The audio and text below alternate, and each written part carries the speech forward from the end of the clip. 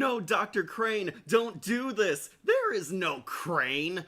Only Scarecrow! Hey, hey, Wolfpack, we're back with another surprise tier list. Once again, we're streaming another ranking on a Batman villain. This time, one perfect for this holiday season, the Scarecrow. I love the Scarecrow. Dr. Jonathan Crane, easily one of my favorite all-time Batman villains ever. I like this guy. He's pretty much Gotham City's boogeyman. The anti-Batman, if you will. He likes to spread fear, but only for his sadistic pleasure, not for justice like the Dark Knight does.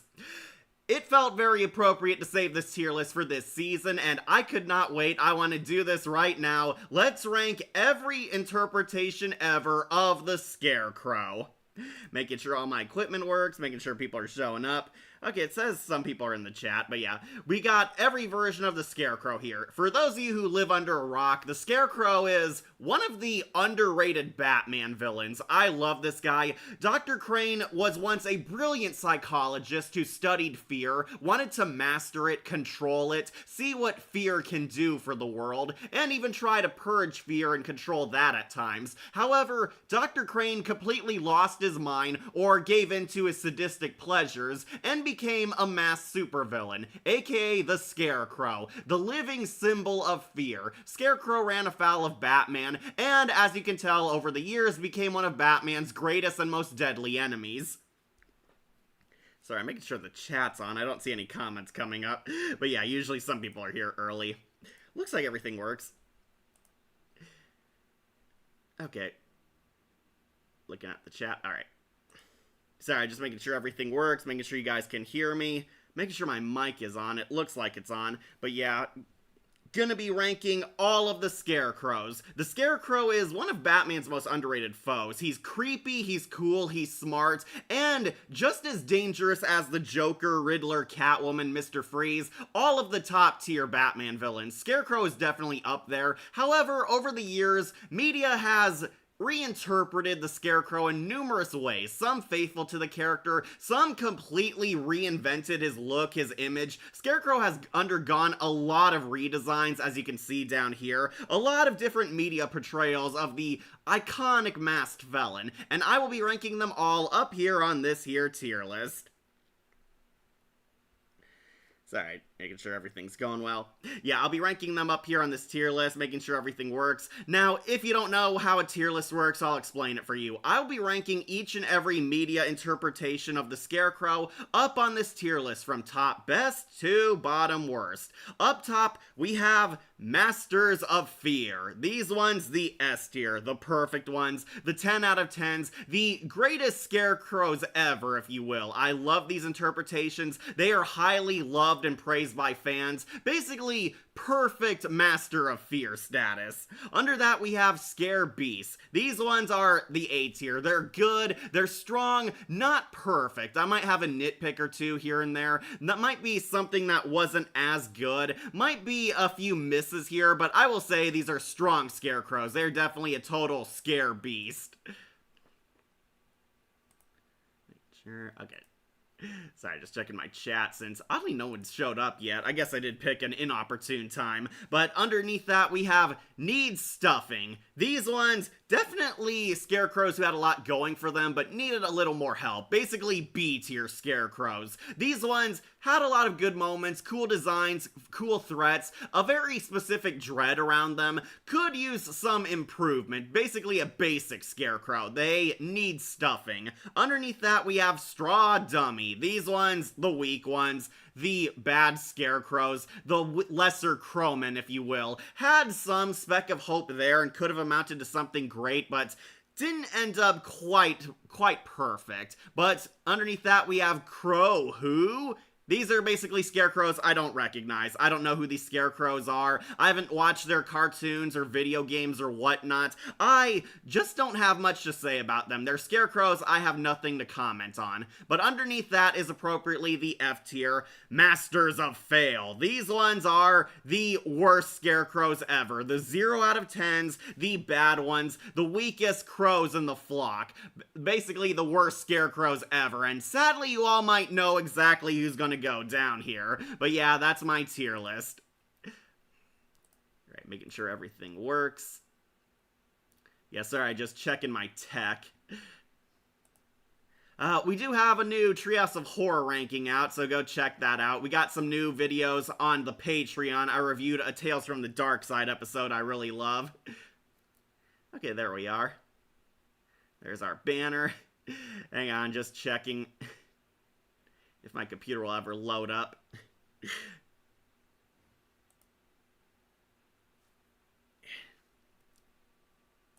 Okay, just basic comments. Alright, so I like the Scarecrow character. He is one of my all-time favorite Batman villains. He's cool, he's creepy, has a lot of unique designs, to say the least, as you can see down here. Scarecrow's greatest weapon is his fear toxin. He created a special drug that if you get sprayed with it or infected by it, it makes you hallucinate your greatest and darkest fears. The Scarecrow likes to spread terror and fear amongst people. His greatest weapon is usually his psychological warfare. Some interpretations of the Scarecrow have gained physical combat. They can fight Batman from time to time, usually with farm equipment because, you know, he's a Scarecrow, kind of goes hand in hand with him. Has like a scythe or a pitchfork or a sickle. Some kind of sharp farm tool usually backs him up. I do like that Cillian Murphy's Scarecrow also gained a horse. He had like the Headless Horseman legend theme kind of going on for him.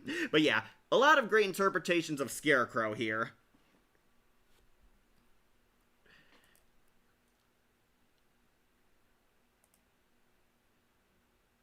Top chat. See if that changed anything. Live chat. Okay. Alright. Yeah, sorry folks, just making sure all my tech stuff is working. Alright, so let's finally start the Scarecrow tier list with the original. So Scarecrow sadly did not appear in the Adam West show, which is a shame because the Adam West show made a lot of Batman's villains also big household names too. No, Scarecrow was deemed too scary and too threatening to use for a dark and using a dark and serious character on such a lighthearted show. So they pretty much rejected using the Scarecrow, and we found out he existed through cartoons. Yeah, Dr. Crane did show up in cartoons, and let's start with this one. So I really like this creepy design. I believe this is the Batman Superman Hour Scarecrow. These were back when, in the simpler times, corny children's cartoons. This Scarecrow I sadly have to put onto Crow Who. Yeah, sorry folks, I've never watched this cartoon. Okay, sorry, just checking my equipment again.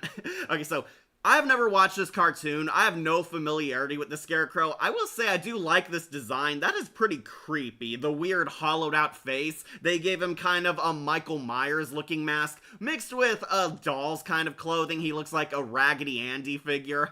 That is pretty cool. However, I haven't watched the show. I don't have much to comment on it. I only think this design looks pretty cool, but sadly he's our first and he's going on to Crow Who.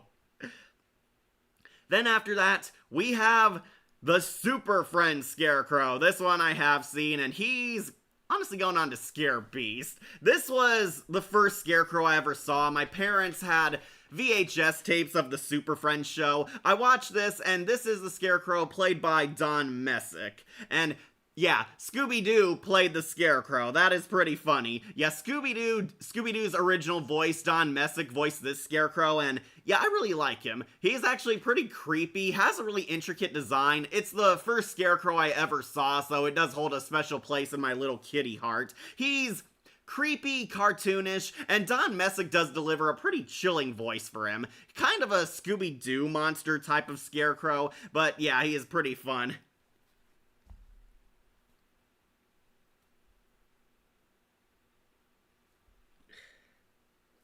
Okay, so Don Messick plays the Scarecrow in the Super Friends. He's a part of the Legion of Doom Council, has a seat at the inner tables, and he does have a few moments to shine in the spotlight. Yeah, he wasn't just a villain just there in the background. The Scarecrow was usually wrapped up in a lot of the Legion of Doom schemes. The Scarecrow is a part of the round table with the Legion of Doom. We actually see that Scarecrow can fight. He's able to beat Batman and Robin because, get this, they don't give him the fear toxin, but Scarecrow can control the crows.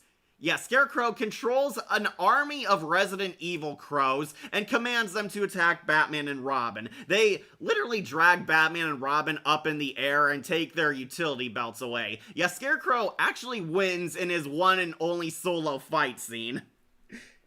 How you seen Djibouti Dubs? It was the first time I saw him. I have not seen that, Tails. Okay, finally got someone in the chat. Yeah, I was afraid nobody was gonna show up because I haven't seen anyone in the chat, but thanks for showing up. Yeah, so I also do like Don Messick's voice. He's pretty creepy. Like, when the narrator is introducing all the Legion of Doom members, and the hideous Scarecrow.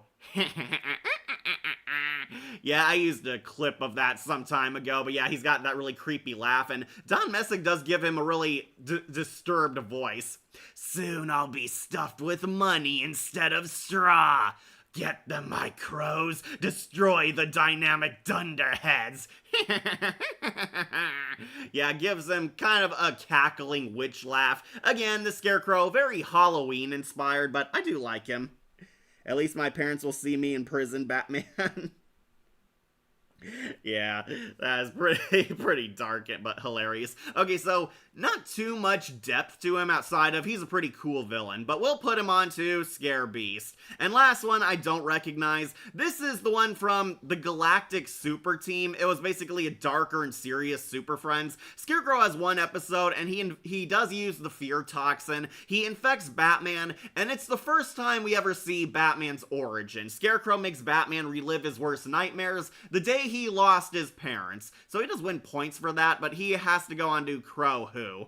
Yeah, sorry, I have not watched the Super Galactic Team, or whatever it's called, one of the original 80s cartoons. I do respect that it did try to do a darker DC universe. Unfortunately, Scarecrow only has like one episode in it. I have not watched it, but I heard it's the one that introduced basically kids and audiences to Batman's dark and gritty origin for the first time. The Wayne parents, if you somehow don't know, got shot in a dark alley. Bruce witnessed it all and was completely traumatized, vowing to fix Gotham as Batman. And Scarecrow unintentionally forces Batman to relive that fear by spraying him with some fear toxin. Batman conquers his fears and goes after and beats up the Scarecrow, and that's kind of as much as I know, but sadly I do have to put him onto Crow Who. But after that, we finally get to some good Scarecrows, ones I recognize and from a lot of stuff I have seen. Let's do Batman the Animated Series Scarecrow, who tragically has to go on to Scare Beast. Okay, I love Batman the Animated Series. It is one of the best cartoons of all time and one of Batman's greatest projects ever. However, Scarecrow was a character they kind of struggled to get right. So Scarecrow had a very doofy looking first appearance. Scarecrow has underwent many redesigns on the animated series. The first one looked really cartoonish. He looked very slim. He was very skinny. He had a different mask over this one, had a more cartoony mask. He looked like the Scarecrow from Courage the Cowardly Dog. In his next appearance, they turned him into this one. This more beat-up ragdoll-looking Scarecrow. It looks scary in some visuals, some scenery, but it's not all that hot. Henry Pollock II was the first voice actor for Scarecrow before they replaced him with Jeffrey Combs, and no disrespect to Henry Pollock, I do not think he was scary. He did not have a really creepy Scarecrow voice. He had like this polite British gentleman voice, sounded more like a Sherlock Holmes type of villain, and it did not fit the Scarecrow. He sounded like way too polite. They did this character better with the Mad Hatter. Yeah, Rowdy McDowell did a much better evil British voice for his supervillain. This Scarecrow, he had some good episodes, but Henry Pollock II, his voice did not deliver. At least my parents will see me in prison, Batman. Yeah, so Henry Pollock II, I thought was okay as Scarecrow. He had his moments. I like that he's an over-the-top cartoon villain. His episodes were definitely good. However, the Scarecrow character, This was not my favorite depiction of the character. In his first one, it's kind of the episode that inspired Batman Begins. The Scarecrow wants revenge on Gotham University for firing him, and using his fear toxin for the first time ever. Batman is hit with it, and it's more so Batman getting character development. Hey kitties, hey Monica, you made it just in time. Yes, sorry for kind of springing this tier list on ya. I really wanted to talk about this character and knew a lot of people were looking forward to it. So, I do like the first episode, but it's more so a Batman-centric episode. Batman is hit with fear gas for the first time ever and reliving all his nightmares. He sees his parents getting shot, but the one that affects him the most is his greatest fear is that he disappointed his parents. His dad tells him he's a screw-up, he failed him, he's a disappointment of a Wayne. This would be redone in the Dark Knight saga and the Arkham saga very much greatly, and the animated series does do a good job at it. However, Scarecrow as a character is kind of an afterthought. He's there on the sidelines, he's terrorizing people, he gets back at the dean of the college by spraying them with fear gas. People imagine ghosts, goblins, bugs crawling over some guy, Scarecrow as a hideous demon, and even Batman as a demon. A lot of scenes that we see in Batman Begins come from this first episode. Batman finds out that what the fear gas really is and what it does. He cures himself, but he's still haunted by the lingering fear of the toxin, and it's Batman conquering his fears. I do like the Zeppelin of fear gas he's riding. Yeah, Scarecrow did this before the Joker did, but yeah, he's riding like a Zeppelin, spreading fear gas to everyone. Batman interferes. Scarecrow accidentally infects one of his men. They somehow survive falling 100 feet off a flying Zeppelin, but yeah, Scarecrow eventually loses, and the gas gets turned onto him, and this would be repeated in a lot of Scarecrow stories. Scarecrow getting a taste of his own medicine, being infected by his own gas. Batman infects him, and we find out Scarecrow's greatest fear is, ironically, bats. Yes, bats are Scarecrow's greatest fear, and it is kind of a funny twist, but yeah, Scarecrow's beat up. Unmasked, he does kind of look like Ichabod Crane from the Sleepy Hollow story, which is really funny. Like, Scarecrow was kind of bullied because he looked like Ichabod Crane. That was a key part of his backstory, but Scarecrow's defeated, and his origin is honestly not all that either. What's the origin behind this Scarecrow? In Batman the Animated Series, the Scarecrow was a dick. Yeah, he's a bully. Scarecrow is a bully who always liked to terrify people ever since he was a kid. He doesn't actually have the sympathetic backstory at all. Scarecrow was just a troublemaker, a prankster. He liked scaring girls with snakes and bugs. He picked on people, and he became a psychologist of fear to master it. And we see he does his human experiments in his flashback. He got fired from the university because what he was doing was obviously illegal, and he was using human guinea pigs to study his fear gas for his own sadistic kicks. Yeah, Scarecrow is basically a petty jackass who never grew up. He likes to scare people, and it's honestly not all that interesting, especially next to all the other animated series Batman villains. And his following episodes, while good, it did not really make him a compelling character. Yeah, in his next one, Scarecrow uses his fear toxin to sabotage athletes because he's doing some gambling.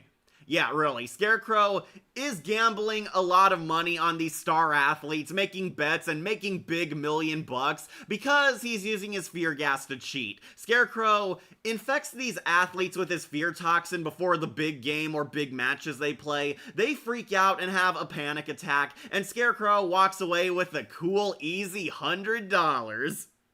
Yeah, really. Scarecrow reminds me of X-Virus from the creepypasta story. That is kind of funny. Yeah, so Scarecrow doing illegal gambling stuff, it feels more like a B-plot, kind of a filler episode. Robin is unintentionally infected by the fear toxin, and it's more so a Robin-centric story because Dick Grayson is trying to conquer his own fears. We find out Dick is afraid of heights because he lost his parents that way, and it's basically Dick trying to overcome the fear toxin this time to defeat the Scarecrow. Batman and Robin work together for, I believe, their first episode teaming up together, but yeah, they defeat the Scarecrow. Scarecrow tries to sabotage this big game at, like, I believe a football stadium. They're like in the Gotham City Dome or something. He's gonna drop a single vial of fear toxin and it will spread to pretty much everyone, killing them all, but they defeat the Scarecrow, he's locked up again, and unfortunately Henry Pollock's Scarecrow became demoted to a side villain. I believe Henry Pollock's last major episode is the one where he infects the entire river with fear toxin. Yep, once again, Batman Begins takes inspiration from the best. This is, I believe, The Darkness Ascends or something. Yeah, Scarecrow is infecting the water supply with fear toxin. And it is a total inspiration for Batman Begins. Batman Begins took this and made it kind of Scarecrow's go-to plotline. Scarecrow is infecting the entire city's water supply with fear toxin, and Batman unintentionally gets infected, and people believe Batman has gone crazy. Batman's locked in Arkham Asylum has one of the funniest scenes. "Let me out of here. I'm not crazy. I'm Batman." And we find out Scarecrow escaped from his prison cell long ago. He's actually in Arkham Asylum still, tunneling underground, and broke through a water pipe, basically dumping this fear toxin. And Batman has to prove he's still sane and stop the Scarecrow at the same time. It is a good episode, but once again, Scarecrow's not really developed or fleshed out as a character, and doesn't get the cool riz or suave the Joker and Catwoman do. Hey Cat, there was a lot of Scarecrows in Scooby-Doo. Yeah, there was. But we're talking about the DC Scarecrow. Okay, so after this, Scarecrow would kind of show up in the background or as a side character. He's like one of the villains being abused by Lyle Bolton, aka Lockup. Yeah, Scarecrow's like crying, and it even scares me, the Scarecrow. And Lyle Bolton abuses him until Dr. Crane testifies against him. He would join the trial at Arkham Asylum, one of the villains who blames Batman for becoming a horrible supervillain freak. But it turns out, no, the villains were terrible people before they got their masks. And yeah, that was kind of it for a while. Scarecrow would just show up on the sideline. He had cameos here and there. He was kind of a background character. And unfortunately, that's why he's going on to A tier. Henry Pollock II definitely tried. I would say he's not a bad actor, but his Scarecrow, not all that creepy, not all that well designed. There's only one scene where I really found him threatening, and that's when he like infects this loan shark guy. The loan shark guy like chases after him thinking he's cheating on these bets, and Scarecrow ambushes him in this creepy barn, and we actually see this costume look creepy up close and in like a demonic hallucination. That's like the one time Henry Pollock II is a creepy Scarecrow. But I'm afraid I do have to put the animated series Crowman onto Scare Beast. He was fine, but definitely overshadowed by a lot of superior Batman foes. Just got here, what did I miss? Also, Scarecrow's my favorite Batman villain. Mine too. We're not too far. We got rid of all the Super Friends level Scarecrows and wrapping up Henry Pollock II Scarecrow. This one going on to Scare Beast. Hey, thanks for making it, Joseph Segala. Yeah, I know this tier list kind of came abruptly, but I wanted to have fun, and I wanted to do this since I'm probably going to be busy Saturday. Don't worry, there's going to be a tier list this weekend, but yeah, I'm going to have some things to do in the morning, so I wanted to get this one done pretty early while I had time. But after this Scarecrow got pretty much laughed out even by the writers, Paul Dini and Bruce Timm decided to reinvent the Scarecrow's look and personality, and in comes the new adventures of Batman Scarecrow, the creepy Leatherface Scarecrow, voiced by Jeffrey Combs. And yeah, he's going on to Masters of Fear. Yeah, Jeffrey Combs' Scarecrow is amazeballs. I love this guy. This is the Scarecrow I was hoping the animated series would do.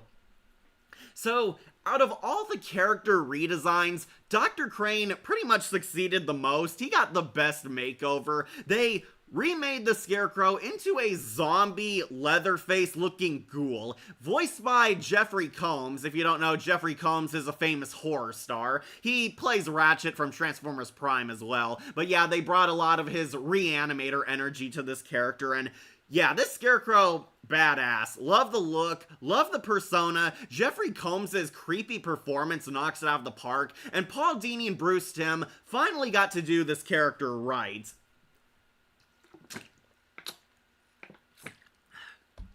Sorry, just drinking some water because I got a lot to say. So, Jeffrey Combs, magnificent voice actor, brings his A-game horror movie energy all the way for this character. He has a more soft-spoken, sadistic voice, talks like a ghost, and according to Bruce Timm, he wanted to draw the Scarecrow to make it hard to tell if there's really a human in that suit or not. And yeah, they did a good job. This would be the look that they would use for Arkham Knight, albeit with his Arkham Asylum look mixed in, but yeah, I really like him. He looks like kind of a creepy preacher, has a noose around his neck, which would become a staple for his look, has this creepy ragdoll skull look, has like his jaw exposed, looks kind of like the Arkham Knight facially, where you can't tell where his flesh and his mask begin, and Jeffrey Combs gives him a really haunting charm to him. This Scarecrow, very charismatic, very suave, very cool, and a lot more mysterious. This is the guy you believe is Gotham's boogeyman. Maybe when the Scarecrow did become sane, Dr. Crane will be a college professor like Ichabod Crane. I'm fine with that. I'm fine with that suiting for him. Yeah, a lot of people are. Yeah, Scarecrow's my favorite Batman villain. Yeah, this one knocked out of the park. Really like him, really creepy. If you're curious, they also do give him a lot better moments in this series. Sadly, this Scarecrow only has 2 appearances, but it's apparently because the censors thought he was too scary for children, but that makes him more badass. So, in this episode, Scarecrow creates the reverse of his fear gas, the brave gas. Yes, you heard that right, the brave gas. He makes a brave gas, which makes you not afraid, makes people suicidally overconfident and fearless. People are basically doing what they always wanted to do, chasing their dreams, doing insane things without thinking about the consequences. Scarecrow has infected a few number of citizens, and we get them like doing a lot of outlandish stuff. Like there's an old guy who wanted to always ride a grappling hook like Batman. He's like flying across the city because he's not afraid of the repercussions or, you know, dying, not afraid of falling. He's having the time of his life. Another old guy gets infected and he's basically telling Bruce Wayne to stick it, like telling his boss to screw off, making out with a girl he crushed on. A lot of citizens basically having the balls to do stuff that they were always afraid of. The consequences be damned. And Scarecrow plans to unleash this across all of Gotham City, and if he does so, it might make people pretty much kill themselves by doing a lot of suicidally dangerous stuff because they're not afraid anymore. Hi everyone, how's everyone today? Hey V Scorpio, glad you made it. New death battle, Scarecrow versus Mysterio. That would be pretty cool. I know Bodhi loves Mysterio and considers him Marvel Scarecrow. I thought this was for Halloween. No, we got a lot of horror content to do, but I wanted to do this one early because I might be busy this weekend. I do have a lot of horror-related tier lists, so don't worry, we're not low on content, but this one I thought would be fun to do. Did Scarecrow at some point before the new Batman Adventures, did Scarecrow at some point went to sleep forever, but his fear gas revival him and turned him into a zombie? My birthday is 22 days away. Okay, V Scorpio. Hopefully we'll have something out by then. Okay, so, yeah, basically this Scarecrow creates an anti-fear gas, the brave gas. It turns people brave, they're not afraid anymore, they're doing insane things. Batman gets infected by this. Batman goes undercover with his Matches Malone persona. He infiltrates one of Scarecrow's banquets where they're actually selling the gas legally to people. They're at like a self-help seminar and selling this gas to help people conquer their fears. Batman gets infected by the Scarecrow's brave gas, and it makes Batman a lot more dangerous. Yeah, once again, it's more Batman-centric than Scarecrow-centric, but Batman loses his fear of killing. Batman almost gets killed by the Scarecrow by being placed in like a crocodile pit at the zoo, but Batman murders the alligator and steps out completely bloodless and unscathed, and it pretty much foreshadows this is the plot. Batman is not afraid and he might kill. Batman and Robin find out what Scarecrow's doing. However, Robin notices something's off with the Dark Knight.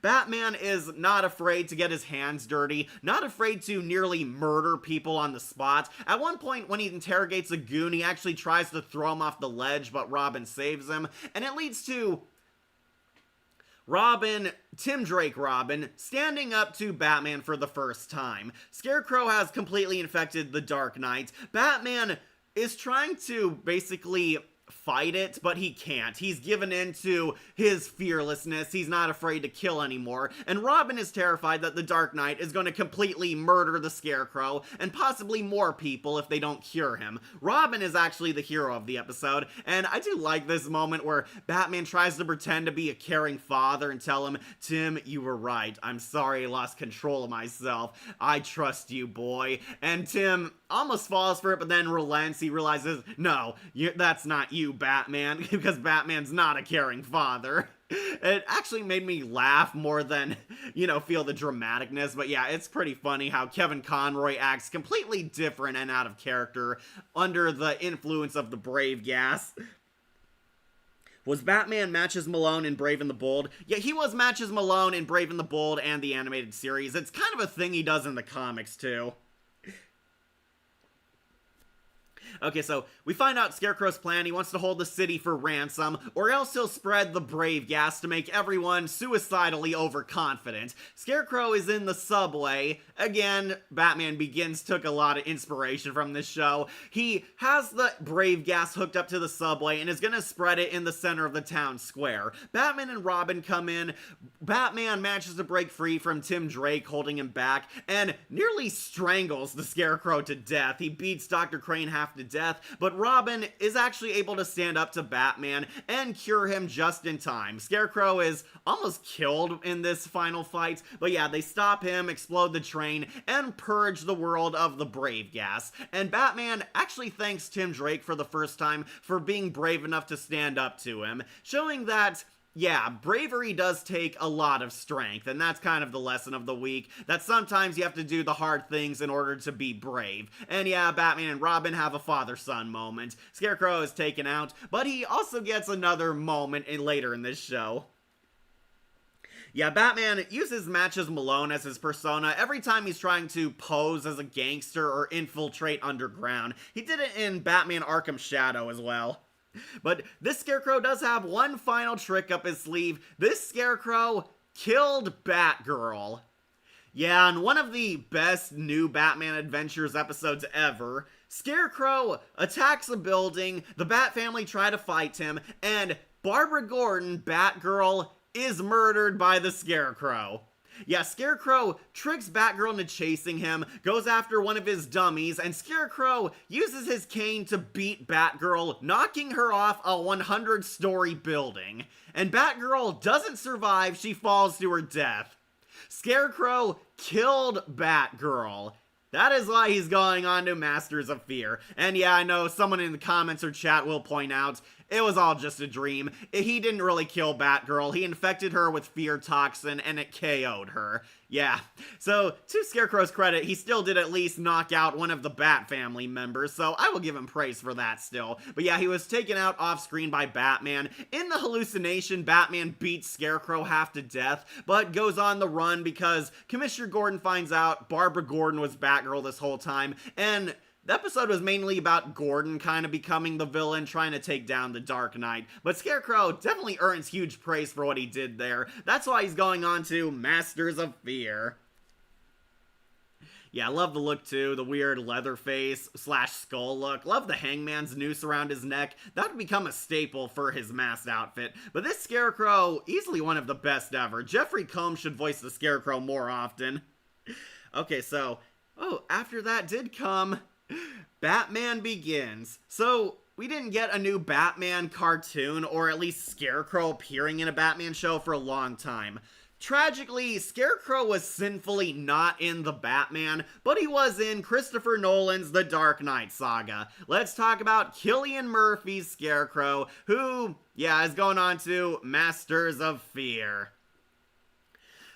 We finally got a good live-action Scarecrow. Cillian Murphy, also like Jeffrey Combs, really knocked this performance out of the park. The one negative thing I have to say about him is we never see him don the full Scarecrow costume. That is the one miss this version had, but I love this version of Scarecrow. Cillian Murphy plays Dr. Jonathan Crane for the first half of Batman Begins. We're tricked into believing that Scarecrow is going to become the main villain of the movie, and Yeah, kind of disappointing he wasn't, but he was pretty good.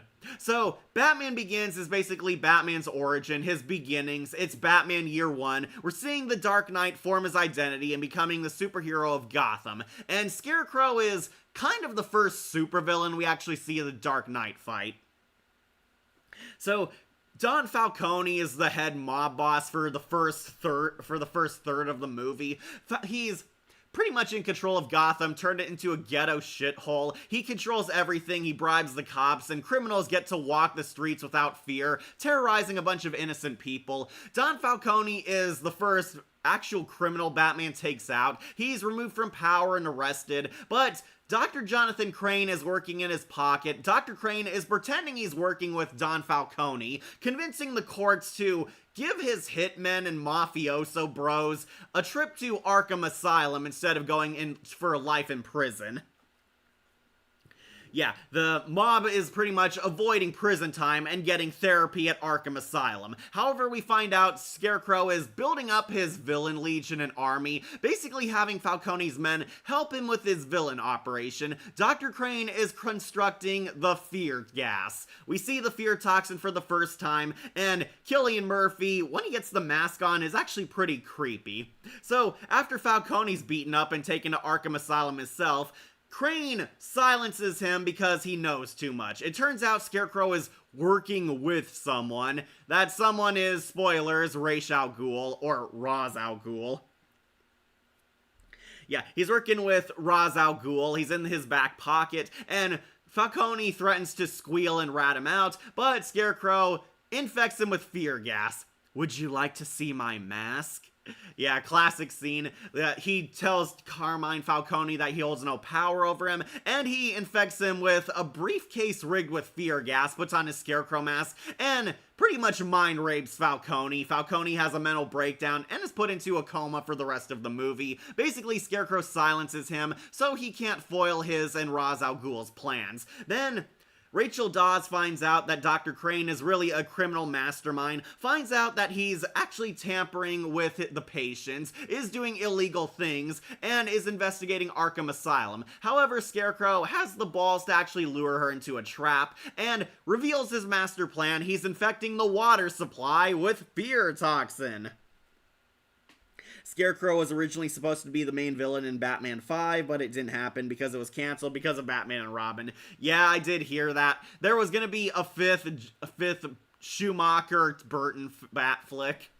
Yeah, there was going to be a fifth film after Batman and Robin, and allegedly Scarecrow and Harley Quinn were going to be the main villains. Madonna was going to play Harley Quinn, and there was kind of rumors that different actors are going to be Scarecrow. They said it was either going to be Jeff Goldblum, Brad Dourif, Chucky the Killer Doll, that would have been cool, or Coolio. Yeah, I think Coolio would have been the worst casting decision, but yeah, there was an idea that Scarecrow was going to be in Joel Schumacher's next Batman flick, but Batman and Robin bombed horribly and ruined DC superhero movies. Yeah, so unfortunately it didn't happen. Thankfully, the Scarecrow being the next Batman villain was still in the pipeline at Warner Brothers, and Christopher Nolan honestly did a spectacular job. This Scarecrow is a lot more sinister, cool, calculating, ruthless, and Cillian Murphy acts like a serial killer even when he doesn't have the mask on. There's something always weirdly creepy about him, even before he reveals that he's the Scarecrow. Yeah, Cillian Murphy's Dr. Crane is really unhinged and unnatural when we first meet him. He's basically kind of a madman trying to hide behind a mask of sanity. And to me, that's what makes him very creepy. But when he dons the Scarecrow mask, they give him a lot of cool effects and CGI. They do kind of use a trippy drug effect, like shaky camera, a lot of weird jump cuts and fast edits. The Scarecrow is like moving and bobbing his head like a Silent Hill character. Really unique. Jeff Goldblum as Scarecrow would have been hilarious. Yeah, I agree. You will, fear me, Batman. My fear gas will, destroy your city. Yeah, Jeff Goldblum was gonna be the Scarecrow at one point. That was honestly one of the weird ones. Allegedly, Nicolas Cage also was almost gonna be the Scarecrow, but I heard he was also in talks to play Man-Bat or the Mad Hatter. Though I think Brad Dourif would have been the best Scarecrow, even if Joel Schumacher was the one making that movie. Yeah, we almost got Jeff Goldblum Scarecrow. Thankfully, we got Cillian Murphy. Murphy was relatively unknown at the time, but I thought his Scarecrow was fantastic. I really wished he was the main villain. Scarecrow eventually gasses Rachel Dawes. She's held hostage as a damsel in distress Batman needs to save. He's about to kill her, but then he shows up. He's here. Who's here? The Batman. Scarecrow is kind of fascinated by the Dark Knight. To his credit, he almost comes close to killing him in their first match. Like when Batman is trying to ambush Dr. Crane, he's like smuggling his fear toxin through dolls like drugs. Hey, you want my advice? You need to lighten up. And he sets Batman on fire. Batman is actually vulnerable and almost dies. He realizes how to cure the fear toxin and manages to thwart the Scarecrow, stops him from killing Rachel Dawes, and gives him a taste of his own medicine. In a really cool effect, we do see the Scarecrow hallucinates Nightmare Batman, like the Arkham Origins Nightmare Batman. This was like the first use of that. We see Man-Bat in live action temporarily, and he interrogates Dr. Crane, telling him, "Who are you working for?" "Ra's al Ghul." "Ra's al Ghul's dead. Give me the real mastermind." Dr. Crane is no longer in the room. Yeah, he's like freaking out. Really creepy stuff. But unfortunately, Scarecrow is taken out of the picture, and we find out Scarecrow is not the real villain.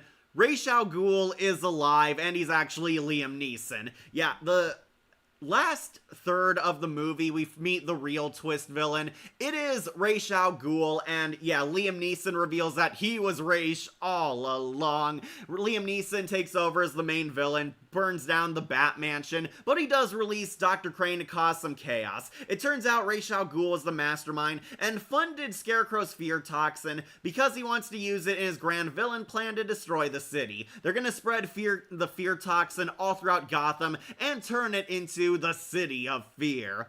And Dr. Crane was pretty much in cahoots with Ra's al Ghul. Dr. Crane gets sprung from prison, gets his Scarecrow outfit entirely on, and we see him riding a horse, terrorizing people. "There is nothing to fear but fear itself." That was actually a pretty cool quote. We see Scarecrow as the Headless Horseman. He chases Rachel Dawes and little King Joffrey down the crime alley, and unfortunately gets taken out by a taser to the face.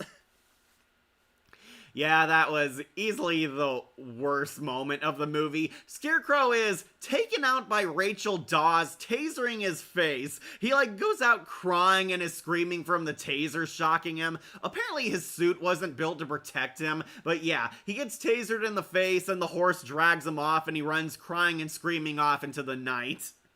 And we never see him until next movie. So Scarecrow kind of just shows up for 2 cameos in The Dark Knight and The Dark Knight Rises, and technically Gotham Knight too, but yeah, he's kind of a filler villain. Scarecrow shows up at the start of The Dark Knight, basically as a drug dealer, and I kind of like this. It's very funny seeing Scarecrow selling his fear toxin on the streets like a back alley dealer.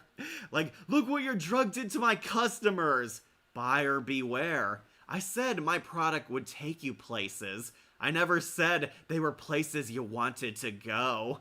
And yeah, I like that he's handling a drug deal gone wrong. One of the mafiosos is complaining because the fear toxin kind of ruined their business because the customers are now terrified to use the drug. And Scarecrow is like, "Oh, that's not my problem. I warned you about the fear gas, but you wanted them to have drugs. There's your drug."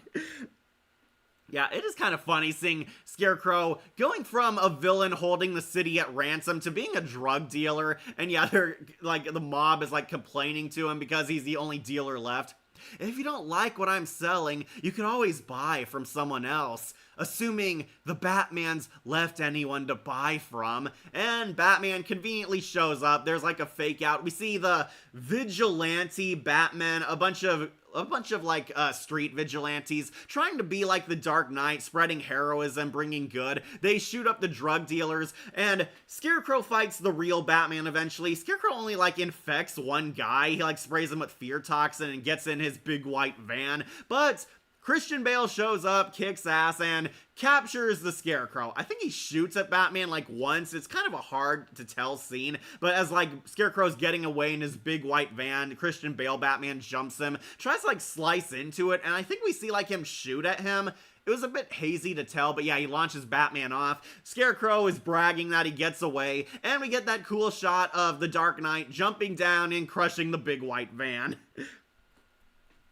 Yeah, and Scarecrow is hilariously beaten up, unmasked, and chained with all the vigilante Batman, and it's kind of funny because Scarecrow's like looking around all curious and impressed by the vigilante Batman.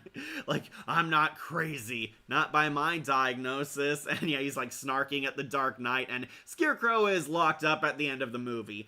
And we would surprisingly see him one last time in The Dark Knight Rises. Scarecrow joins up with Bane in his hostile takeover of Gotham City. In the final act of The Dark Knight Rises, Bane has successfully taken over Gotham and turned it into no man's land. And Scarecrow is one of the criminals who was busted out of Arkham Asylum / Blackgate. Yeah, Scarecrow shows up one last time, we get Cillian Murphy, and he's the villain judge. He's like hosting a kangaroo court. Basically anyone Bane's men round up are sentenced to Scarecrow for either a punishment or exile. Yeah, either you get killed, it's death, or exile, and this is the catch, it's basically the same thing. You die no matter what. You get executed by Scarecrow and Bane's men, or you get exiled. You leave Gotham City, and by leave we mean walk across a very thin ice lake to the other side to civilization. And this is the catch, the ice is very thin, and anyone walking over it is pretty much doomed to fall. It's basically death, but they're pretending to give you the chance to live because the Scarecrow is a sadistic prick. Yeah, so Scarecrow's at the kangaroo court, and he judges Commissioner Gordon, and says, "We're not stupid, Crane. We know it's a trick. We choose death." Very well. Death by exile. And yeah, Dr. Crane like gets one last line ribbing Commissioner Gordon and sends him to be executed. Strangely, we don't actually see the Scarecrow recaptured. It's kind of assumed, but yeah, basically sentences a lot of the random characters to their fate, and Commissioner Gordon and gang are actually saved by the Dark Knight, who mastered walking across the thin ice. It's a full circle gag referencing Batman Begins, how when Ra's and Bruce were training, Bruce fell through some thin ice because he didn't master his surroundings, and we see Batman now mastered his surroundings because he's walking across the thin ice and he saves Commissioner Gordon, and I presume beats up Scarecrow off screen. We never see it, but yeah, that's kind of the abrupt end to Cillian Murphy's Scarecrow. Anyways, I will put him onto S tier. I do like him, love his performance, love the creepy mask, love the effects of the fear gas, and Cillian Murphy should play the Scarecrow one more time, hopefully in full costume, but that's the one negative. I will still put him onto Masters of Fear.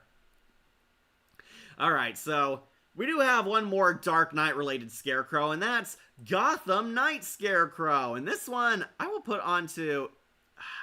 Sorry, Corey Burton, but I might have to put you onto Scare Beast.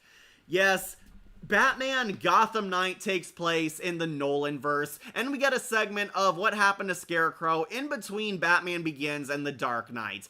Gotham Knight is a sort of anthology film where we follow Christian Bale's Batman on a lot of mini adventures and supplementary material in between Batman Begins and The Dark Knight. We see Kevin Conroy's an anime Batman, and in one of the segments, we see what happened to Scarecrow. Now he's finally in full costume, which I'm grateful for. I love this anime design of Dr. Crane. It is really creepy. If you're curious, he looks more like a demonic Scarecrow, has like one eye exposed. They imply his face was burnt by the taser Rachel Dodge shot at him. Corey Burton voices a Scarecrow in this movie, and he is pretty bone-chilling, very threatening, fights with a lot of scythes and sickles and sharp weapons, really kick-ass.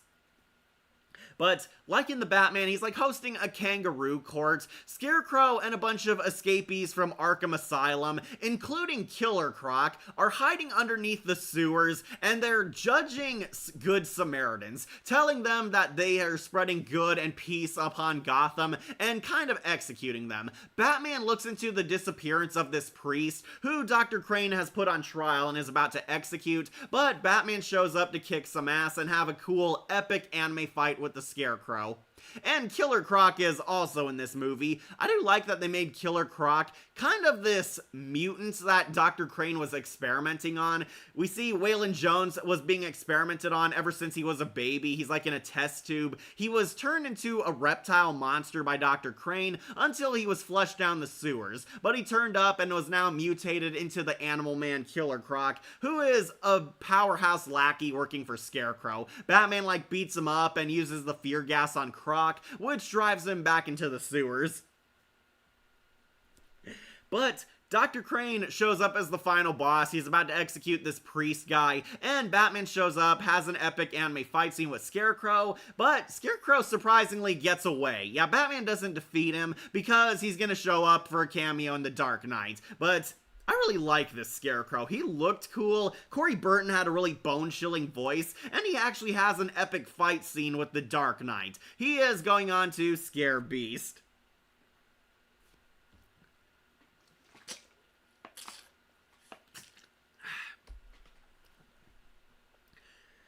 Alright, next we'll do Batman the Brave and the Bold Scarecrow. Yeah, let's cut off some of the lesser Scarecrows. I'll put this guy onto Scare Beast. D. Bradley Baker plays the Scarecrow for like 2 scenes. He's in one of the cold open adventures where Scarecrow and Silver Banshee are about to ruin Halloween by infecting a ton of jack-o'-lanterns with the fear toxin.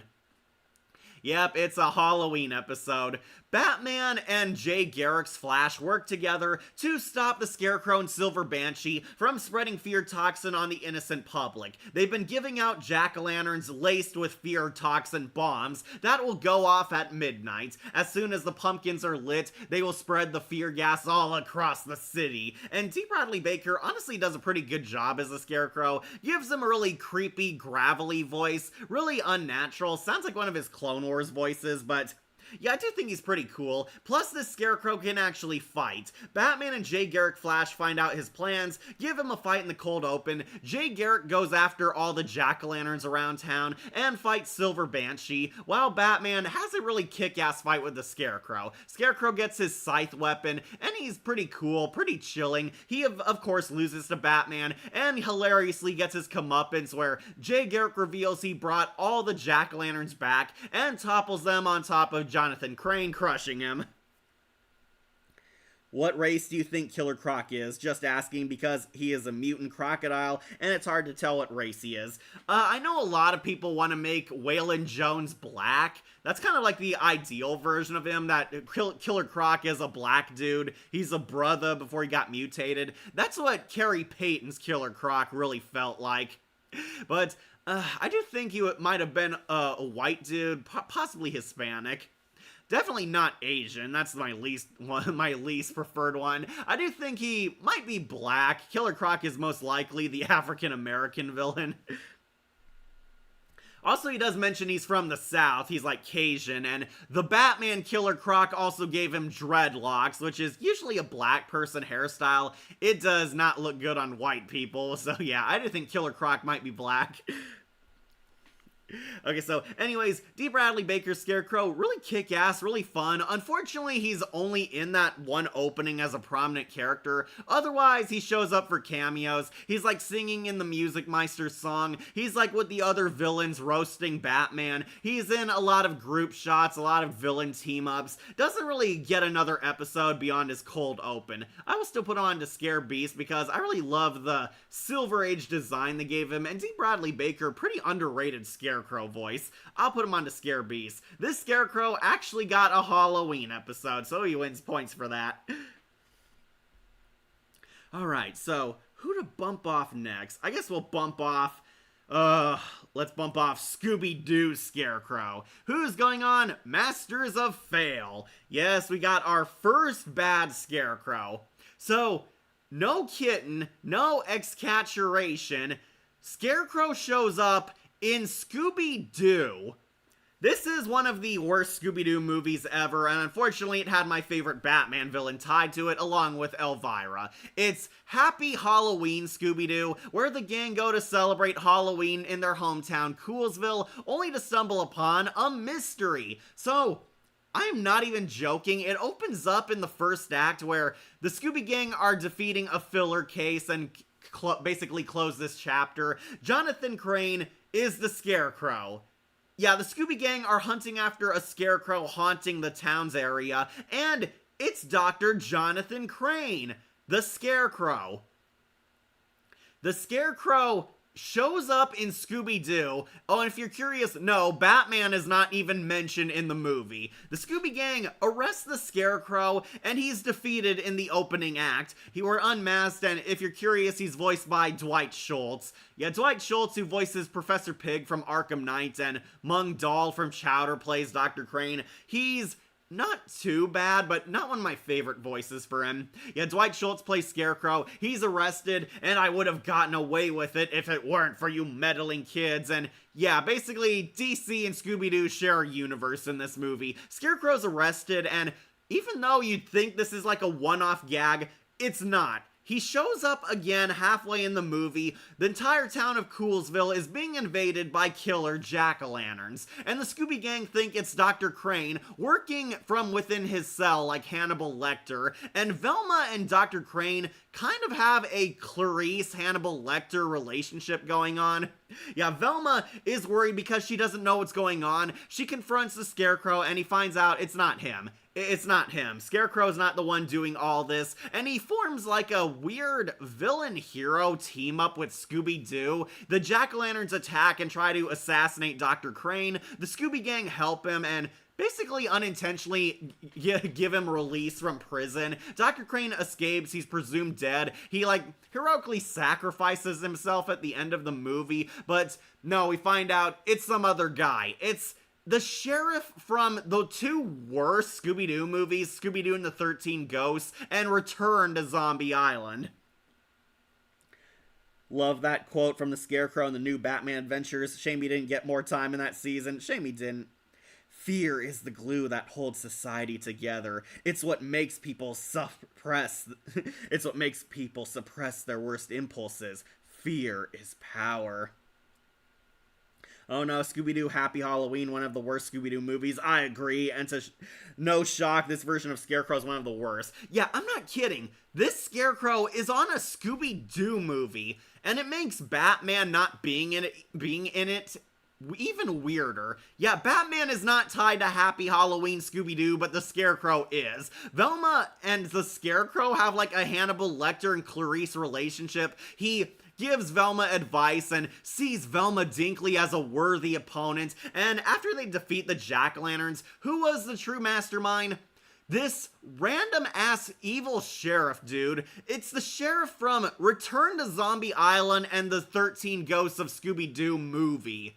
Yeah, I completely forgot this guy was even a character in those films. It turns out he's a twist villain. He's actually this evil CEO, and he was using the Scarecrow as a decoy to try and assassinate the Scooby Gang with his mutant pumpkin head army. Yeah, this movie is really that stupid. And it turns out the Scarecrow got away from prison, and it's implied the Scarecrow murders the villain in the end. I will give him a point for that. I did not see that coming. Yeah, the true evil CEO gets away. The Scooby Gang foil his evil Pumpkinhead plot. They defeat the evil mutants and save the day. The guy thinks he's gotten away, but in a really dark and out-of-nowhere twist, the Scarecrow shows up and kills the twist villain.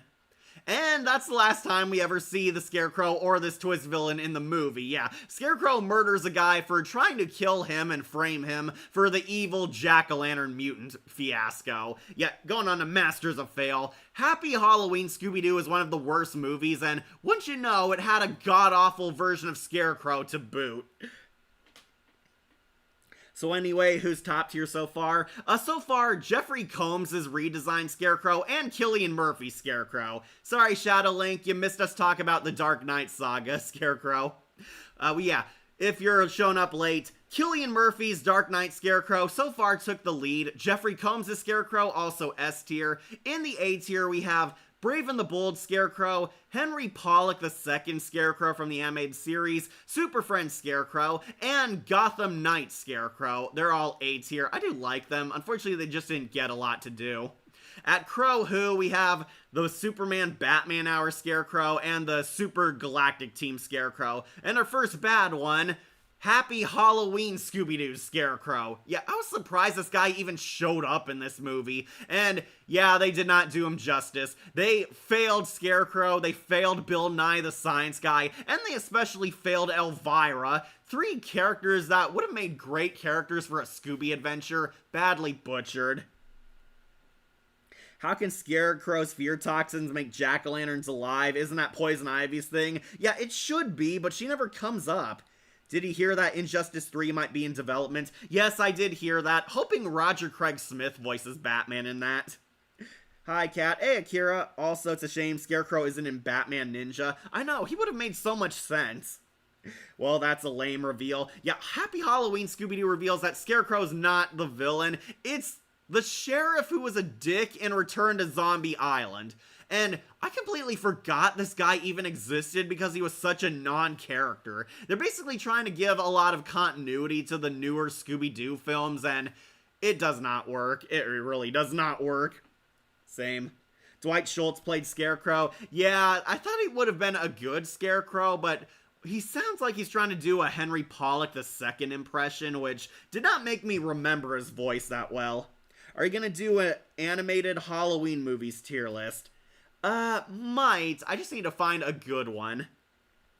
At least Jeffrey Combs gets to show his fear power in a different way as the Rat King of TMNT 2012. Yeah, love that Rat King. Yeah, unfortunately they were stupid and didn't bring Jeffrey Combs back as a Scarecrow. Even though he was good at it, they instead made him the Rat King, who is still kind of the Scarecrow.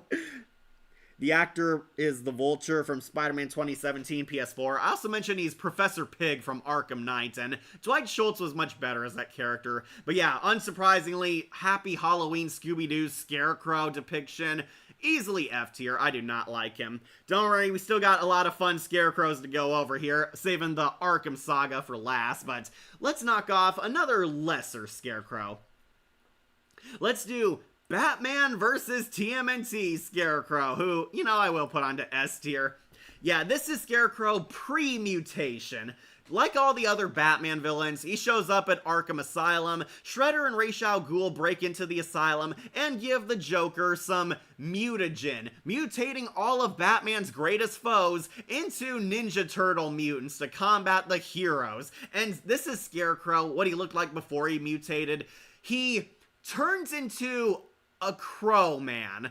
Like a literal crow man. He's like a bird person. He like grows a beak and he, I guess, farts out his fear gas. He grows wings, he can fly, he can peck people to death. Jim Meskimen, I believe, voices him, and he does have a pretty creepy voice. But sadly, Scarecrow is kind of a minion to the Joker's antics. But like all the other minions there, he's pretty cool. Scarecrow actually infects Leonardo with fear toxin, and we get to see Leo's greatest fears: losing his brothers on a mission. We actually get that really trippy hallucination. All the turtle skeletons, their corpses are completely decayed and beaten, and Scarecrow taunts him that you will fail as a leader. Yeah, Leo, the leader, gets infected by fear toxin. And the Mad Hatter, Jervis Tetch, and Young Justice. Yeah, I do like him there. Dwight Schultz was much better as an insane character. Yeah, and Danny Darrow, the older Danny Darrow from Mystery Incorporated. Jim Meskimen played him, also played Ultron on Marvel Rivals. Oh, cool. Got a really step upgrade. Oh, and he was King in Justice League Doom. Yeah, I love that movie. Okay, so Batman vs. TMNT Scarecrow, he's a part of the big villain fight, but I do love the mutant form they gave him. He's a crow man who can fart out fear gas, and he infects Leonardo. Leo almost breaks, but Batman is able to snap him out of it, and Batman and Leo get to be the ones who fight this version of Scarecrow. That is how awesome he is. This Scarecrow took on the Dark Knight and Leonardo. That automatically makes him cool, and the mutation basically upgraded him like every other villain. Yeah, I'll put him onto S tier. Really cool minion, and glad we got to see the Turtles face fear gas. And he was a burn in Thundercats 2011. Oh yeah, the elephant guy. That was him too. The Scarecrow, more like the Crow. Also, hi Cat, how are you? Hey Bat Kid, I'm fine. Don't worry, you didn't miss much. We're starting this tier list still. Got a lot of Scarecrows to work with down here. Don't worry, saving a lot of the best for last, but getting off a lot of the early ones or the obscure ones. But anyways, to wrap up, yeah, Mutagen Scarecrow gone on to S tier, along with most of the Batman vs. TMNT cameos. Though, unfortunately, Poison Ivy might make it low on that tier list when we get around to her. But yeah, love the Crow Man who spreads fear gas wherever he soars, going on to Masters of Fear. It's unknown what animal Venom would be. I would assume a spider or like a scorpion. And Norton in G.I. Joe Renegade. Sorry for being late. It's okay, Bat Kid. We're not too far. I basically got the intro and the ranking out of the way. I did give this one funny slot names because I love the Scarecrow that much. Yeah, check out the rankings so far. Only got a few, but I talked a lot about the animated series Scarecrows, both of them, and especially Cillian Murphy's Scarecrow. I really like him. The Scarecrow, more like the Crow. Yeah, got him. Crossover idea, TMNT and Spider-Man. Imagine that animals the Spider-Man would look like. I know that Carnage would be a symbiote hyena. Doc Ock would be an octopus, a metal octopus. Vulture would be a vulture. Yeah, he just gets a sharp beak to peck people with. Would the Penguin himself become an actual penguin if he was mutated? I imagine so. I mentioned this before in my TMNT tier list, but allegedly the Mad Hatter was also supposed to be in it, but in the comics, Mad Hatter mutates into a bunny, and he got deleted because the animators thought that was too silly. Yeah, Mad Hatter becomes Usagi Yojimbo, a Mad Hatter bunny rabbit who can kick very hard and knows basically kung fu, and honestly I don't think I would have minded. Yeah, it would have been silly and lighthearted, but it's Batman versus TMNT. Would it really be that out there? But yeah, Mad Hatter got cut from the mutant lineup. Though, he would have been better than Poison Ivy. Robert Englund Scarecrow. Maybe Venom will be a bird-eater spider. Yeah, Penguin would probably be a penguin man, but he kind of already is that, so I guess there was no point in mutating him. He got turned into a penguin in the official comics. Yeah, that doesn't surprise me. Okay, so Batman vs. TMNT Scarecrow, going on to Masters of Fear. Very fun idea.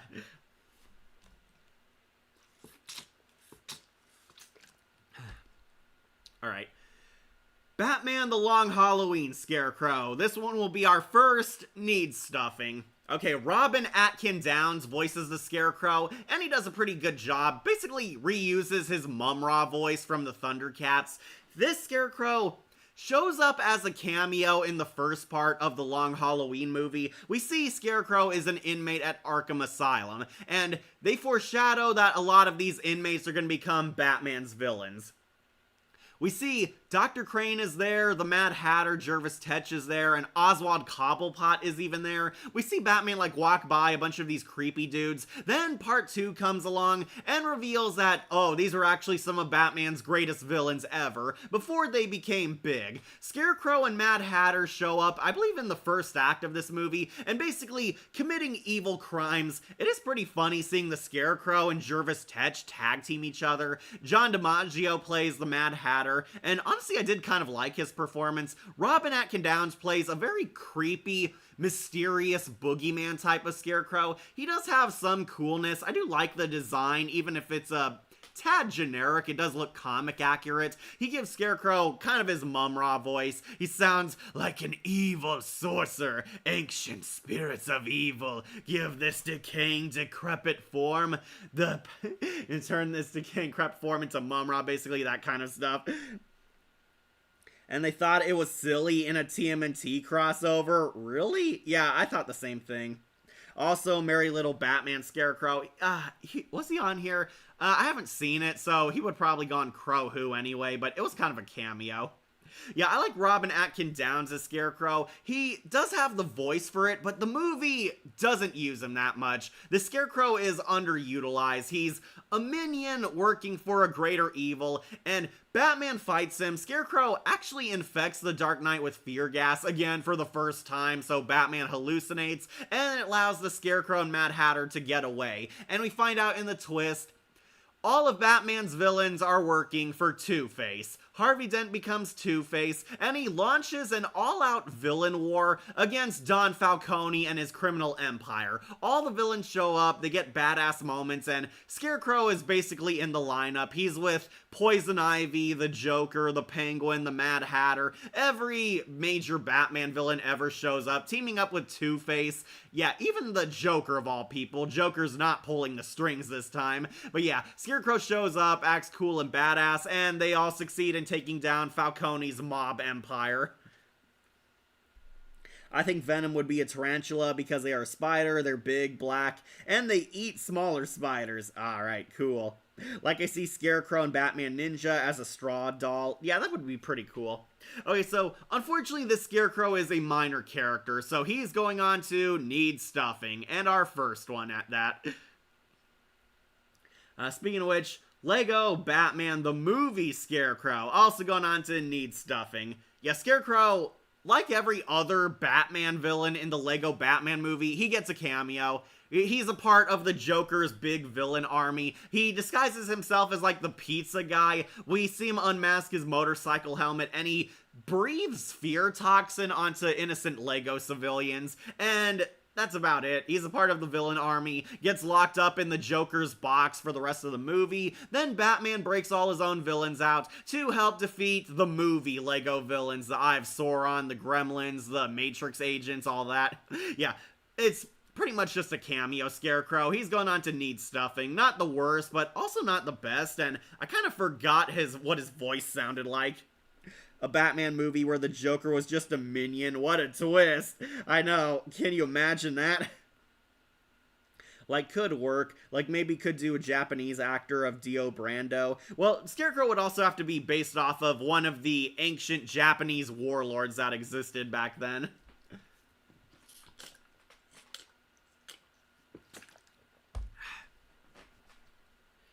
Okay. Let's talk about the good Lego Scarecrow. Lego Batman Scarecrow, who, yeah, unsurprisingly going on to S tier. I love Lego Batman, so a lot of the Lego interpretations of his villains will be on here. So, we finally got one of our first Lego characters who's working for the Joker. Yeah, talking about the Joker's campaign. Scarecrow is in the villain team up with Lego Joker. We have Joker, Harley Quinn, Scarecrow, the Mad Hatter, and Killer Moth. Yeah, interesting choice. Killer Moth was definitely a surprise, but yeah, Scarecrow's with the Joker's faction, and this is like a reference to the comics where usually the Joker and Scarecrow kind of have an odd villain respect for each other. Scarecrow respects that the Joker spreads fear and chaos, and Joker sees Scarecrow as one of the more useful villains because they both like to kill people and scare the hell out of random innocents. Yeah, Dave Wittenberg plays him. Kakashi plays the Scarecrow. Unfortunately, all he does is evil laughs and grunts and basic Lego reactions. Yeah, Scarecrow does not talk in the first Lego Batman game. Dave Wittenberg, the voice of Kakashi playing Scarecrow, sounds like a really cool idea, but he doesn't really do much. He helps the Joker. In the DS version, he actually gets a cool boss fight. You fight the Scarecrow in his fear toxin at the museum. It's a reference to Batman 89, only instead of the death gas, it's Scarecrow's fear toxin. Like, Scarecrow is holding up the museum, you fight him there in the DS version, fight his skeleton henchman, and when you deactivate the fear gas, Scarecrow becomes vulnerable, he's not scary, and you can beat him up. He tragically does not get an actual boss fight in the platform game. In the actual Game Station titles, we don't see him actually fight. He gets one of the villain chronicles, and he's taken down by the police. Yeah, the ordinary police capture the Scarecrow and Bane. Yeah, not Batman, the regular cops, and yeah, it's kind of a cop-out, pun unintended. Scarecrow once again breaks into the museum, but he's helping the Joker basically collect something for his death machine, and I do like his powers, though. Like, Scarecrow oddly does have the same abilities as Lego Mad Hatter and the Riddler. He can control people's minds. I guess because he's a psychological foe, but yeah, Scarecrow can control people's minds, convince them to do his bidding, help activate switches, that sort. And I like his fear toxin. He like sprays people, scares them with his booga booga booga face like Eustace Bag, and then just punches them out. Seriously, remember the last time Scarecrow teamed up with the Joker, he unmasked Batman and got himself killed? I thought he would remember that. Yeah, Harley Quinn Scarecrow. We'll get to him, but yeah, Scarecrow and Joker for some reason keep teaming up in a lot of these. I guess because they both like to use deadly gas and spread fear, but that's really about it. Technically, Scarecrow does have a boss fight in the Game Station version. He is a vehicle boss. He rides around in a biplane, and you have to basically shoot him out and just defeat him before he spreads the fear toxin. Scarecrow uses like a biplane to shoot fear toxin missiles at people. It's really cool. Yeah, that's really all I have to say about him. Lego Scarecrow. Love the look, love the performance, love his weird combat style. He knows Crane Fu. Yeah, that is a thing in this game, and I do like that he basically uses a Eustace Ooga Booga Booga mask on himself to scare people. Yeah, that's pretty funny. He's going on to S tier. Lego Batman is awesome. Sorry, I catch him on comments. Jason Matsuzi played him. Oh, that was the Lego Batman movie Scarecrow. Rexplode played him, and Steelbeak and DuckTales. Yeah, he's a good voice actor, but he didn't get to do anything. Yeah, Kakashi as Scarecrow should have been the greatest thing ever, but he doesn't really get any lines. He talks in the later sequels, but that's about it. It's just basically evil villain dialogue. He's not even the main villain in the sequels. Wild Break and Transformers Robots in Disguise. Oof, not a good show. But Nolan North played Scarecrow in Lego Batman 2. Okay, it was Nolan North. Okay, yeah. He's pretty funny. He's like one of the mini-bosses in the sequel games. Basically, you beat him and you unlock him as a playable character in the big DC Legoverse. He was also Time Baby in Gravity Falls. Oh, that was him. Okay. He do fight Scarecrow in the console version, but he's mostly on his plane in a plane level. That's right. He's a vehicle boss. I did point that out. He's a vehicle boss. I just wish we got a more physical boss fight. In the DS version, he gets a cool boss fight where you do fight him hand to hand. I kind of prefer that over the console version. Looks like the Scarecrow decided to opt out when the cop showed. And maybe we could see Scarecrow use Fear Toxin Genjutsu as an awesome Batman ninja villain power. Have to wait for that third movie. Mel, imagine if the Kakashi actor in Batman Ninja 3 for Scarecrow. I would be on board with that, but unfortunately still hasn't happened. Okay, to wrap up, yeah, Lego Scarecrow going on a Masters of Fear. Okay, who's to bump off next? I think we should do Batman Unlimited Scarecrow. Yes, I finally watched Batman Unlimited's Halloween movie, and this Scarecrow going on to need stuffing. I will put him above Robin Atkin Downs because I did think he had a cool voice, but his design was definitely something else. Okay, so if you don't know, Batman Unlimited is a toy-centric Batman movie universe, and they are free onto YouTube. I would recommend watching them. I like Animal Instinct, but I watched that for the cheetah. Here, I watched the second one. I watched Batman, I believe it's Monster Mayhem. The Joker is planning to conquer Gotham City on Halloween and uniting all of Batman's scariest foes, one of them being the Scarecrow. Yep, the Joker is going to bring a Halloween kingdom to Gotham City. Joker wants to take over Gotham and he's trying to get rid of those heroes, but he unites his own villain squad. Scarecrow is among that squad. Who are the scariest foes in Gotham City? The Joker, Scarecrow, Solomon Grundy, Clayface, and Silver Banshee. Yeah, that last one was kind of odd. Silver Banshee's usually a Superman and Wonder Woman villain, but yeah, Silver Banshee's in the lineup, and it's implied Scarecrow might have a thing for her. I guess it makes sense considering that they're both the fearsome villains, but yeah. Brian T. Delaney, that's who voiced him. Green Lantern Hal Jordan in the Injustice movie. Ah, poor Brian. Wreck-It Ralph in Disney Infinity. Ah, they didn't get his actual guy. And Sonic and the All-Stars Racing Transformed. Okay, so Brian T. Delaney honestly doesn't do that bad a job. He has a really creepy voice. He's trying to sound like John Noble Scarecrow from Arkham Knight. It's not entirely convincing, but not a bad voice given to the Scarecrow. This Scarecrow is much more jacked. He looks like a cross between his original comic version and the Arkhamverse Scarecrow. Kind of has John Noble Scarecrow's Arkham Knight face design, but he has like the long flowing straw hair and is really jacked. This Scarecrow is like built like an action figure, which I do kind of like. I like my Scarecrows being proficient at combat. He is basically Nightwing's archenemy in this movie. Nightwing is the villain.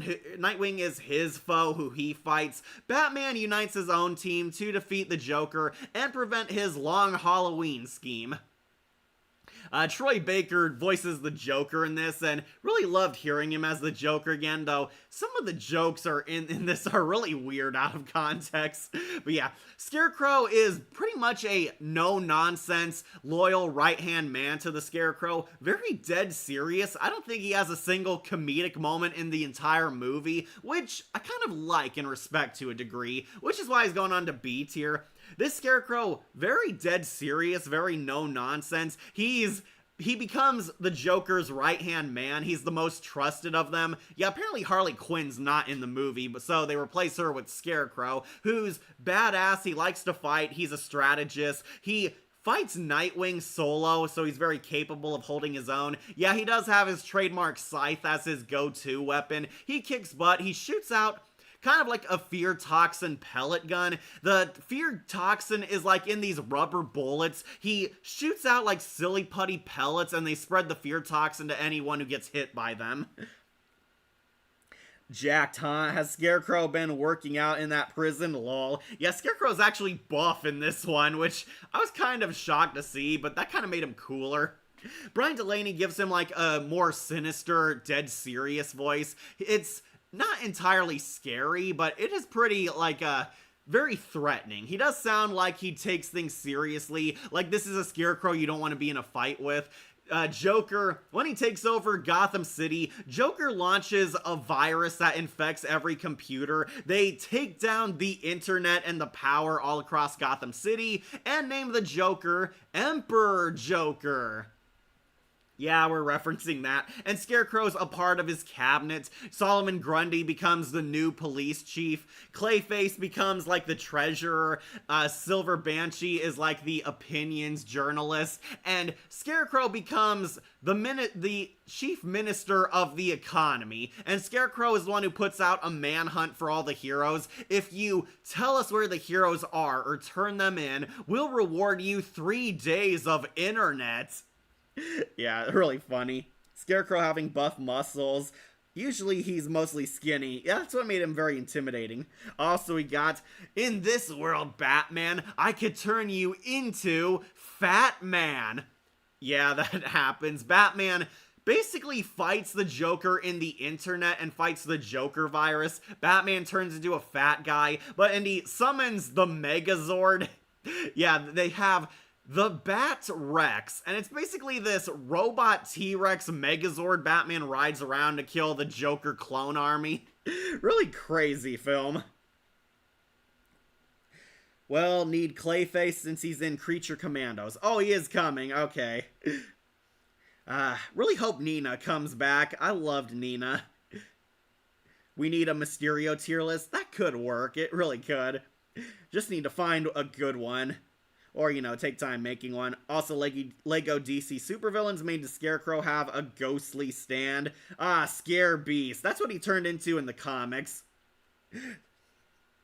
3 days of internet, that's an actual nightmare. Yeah. Well, Gotham City has no power, no internet, no technology, not even a flashlight, basically. That's how much energy's been drained. Joker has a super virus and an EMP generator, and Scarecrow would give them 3 days of internet or power if they tell them where the heroes are, while Batman and friends are Basically in the shadows, hiding from this Emperor Joker's regime, Scarecrow takes a fight with Nightwing. I do like that Nightwing's kind of his foe. Nightwing gets infected by the fear gas, but reveals, haha, he built up an immunity to him, and he beats Scarecrow's ass. Definitely a nice, refreshing rewatch after seeing how Nightwing was disrespected by him in Batman Hush. Like Miraculous did have Scarecrow parody called Night Tormentor, like lame villain name for Gabriel Agreste. Well, Miraculous went downhill. Okay, so Scarecrow doesn't get much backstory. It's basically a toy product movie, but a pretty fun one. I do like it. It's really kick-ass. The Joker kind of steals the show because, duh, it's the Joker, and Troy Baker's Joker at that. Scarecrow is his loyal minion. He's in charge of the parade, has a fight with Nightwing. Nightwing defeats him in like a hall of mirrors at one point. It's a really cool scene and definitely fitting for the Scarecrow.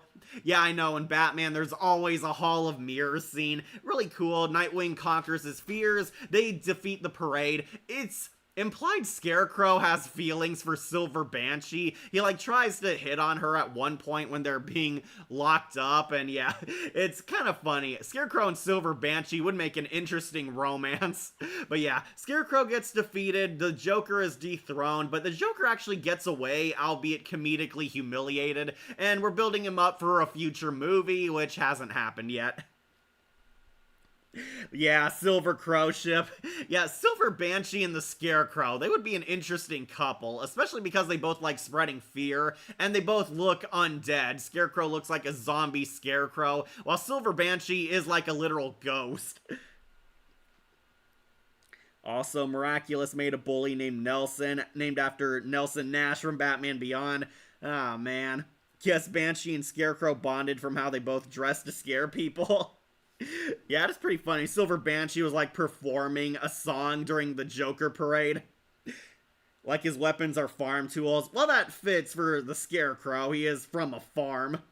Miraculous has gone on for far too long. Agreed. They want to make at least 10 seasons. They should have stopped at like 5. Like Cool, Be Cool from Creature Commando Season 2.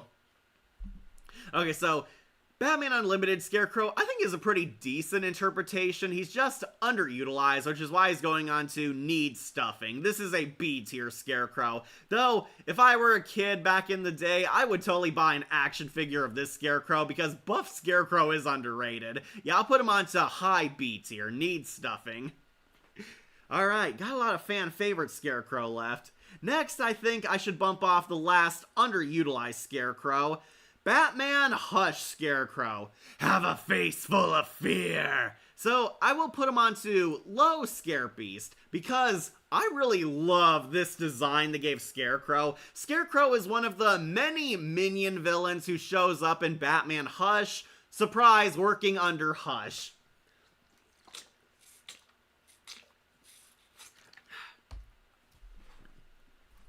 Alright, so to his credit, Scarecrow actually does reenact his famous scene from the comic, only this time, Nightwing and Catwoman are going to investigate the graveyard at night. There's a disturbance at the grave, and they see Scarecrow. Scarecrow shows up, voiced by Chris Cox, aka Deadshot from the Arkham games. The good Arkham games, and Hawkeye from Earth's Mightiest Heroes. Yeah, Chris Cox is pretty good. I wish he got to do more as Scarecrow, but he's pretty cool. They give Scarecrow his Gotham design. He looks like this creepy demonic ragman, and it is actually pretty unsettling. I do like how he looks. Unfortunately, he doesn't get really much depth as a character. It's basically he shows up working for Hush. He does infect Nightwing with fear toxin, almost kills him, but Catwoman saves the day.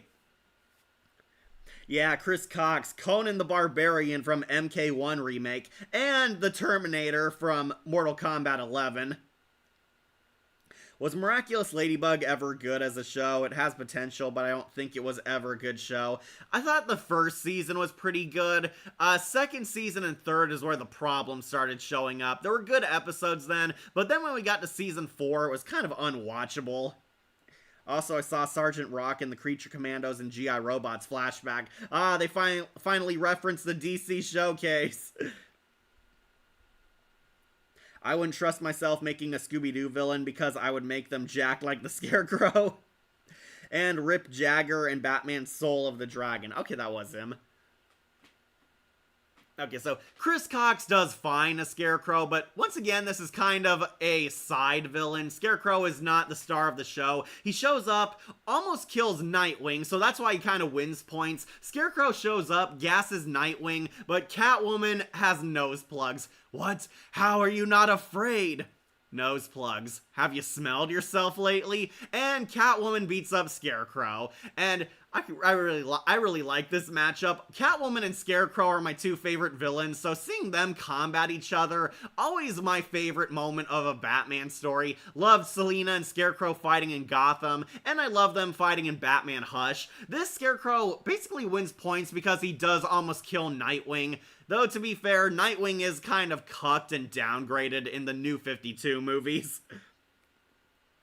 And Jin Zar in Guardians of the Galaxy Telltale games. I have to replay that. Yeah, I did mention Hawkeye in Earth's Mightiest Heroes. Chris Cox's greatest role ever.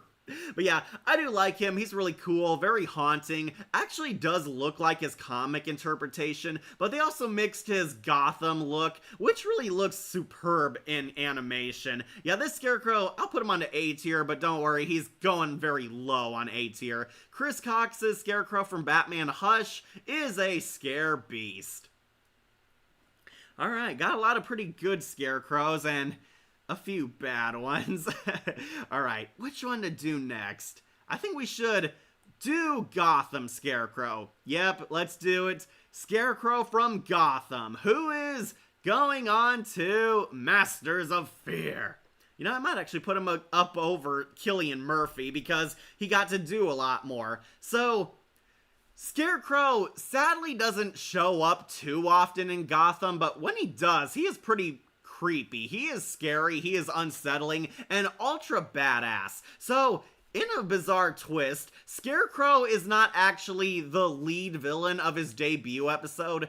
Dr. Jonathan Crane is the partner in crime working with his father.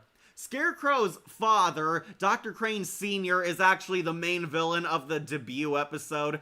Dr. Crane Sr. is working on a special toxin to purge your fears.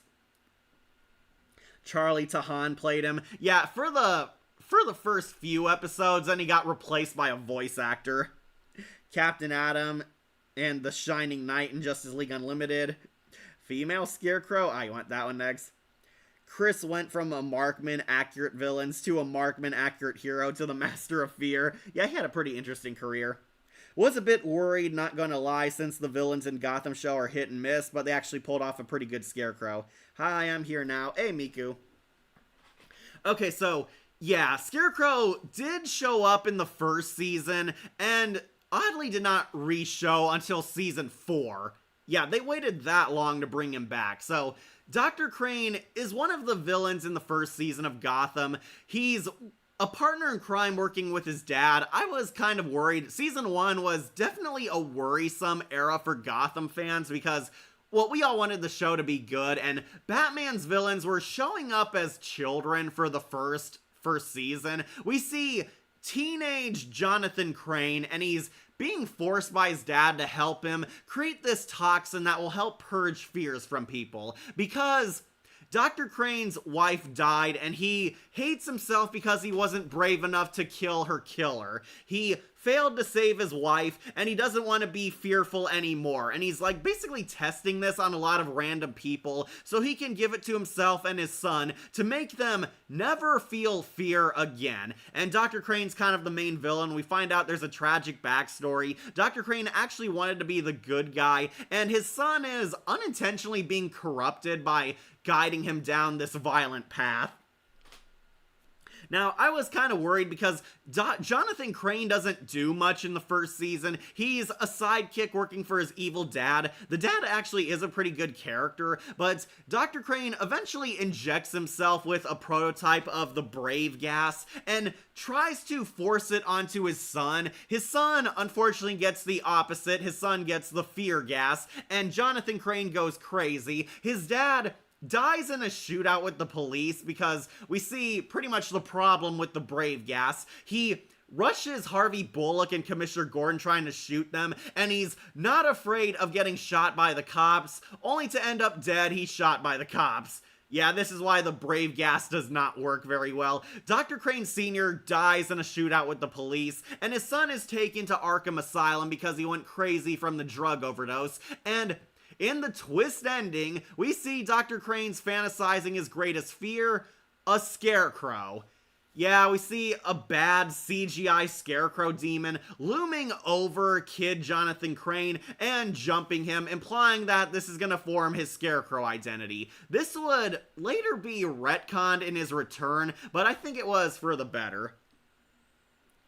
David W. Thompson is an American actor. He portrays Jonathan Crane on Gotham, taking over the role from Charlie Tahan. Yeah, so Charlie Tahan did play Scarecrow for the first few episodes when he came back. Then he got replaced by David W. Thompson.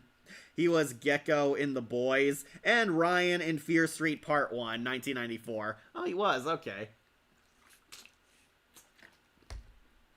Okay, so I was kind of upset that we never got to see the Scarecrow again, and I never thought he would return, but surprise, he did in Season 4. That wasn't the Rise of the Villain season, but yeah, the 4th season, Scarecrow returns, and it turns out this evil gang is using him as basically their drug maker. They're having him basically forced to make drugs for them and the gang. The gang abuses him, of course. They lock him in a basement with a creepy Scarecrow, use his fear against him, and one day the evil gang lock him inside the shed all night while they go out to do a caper, and Scarecrow fantasizes the Scarecrow dummies talking to him, inspiring him, and shaping him to master his fears and stand up to them, and basically Scarecrow loses his Jonathan Crane persona entirely. The Scarecrow is kind of a split personality in this show, but it was basically an excuse to make him like his comic character. To be honest, I don't know much about the Scarecrow. That's okay, a lot of people don't, because he's not done well in some media, and kind of usually a minion for the bigger Batman foes. Yeah, I hope we get Scarecrow and James Gunn's Creature Commandos. That would be kind of weird. He doesn't fit with that. I hope we get Scarecrow in Robert Pattinson's The Batman 2.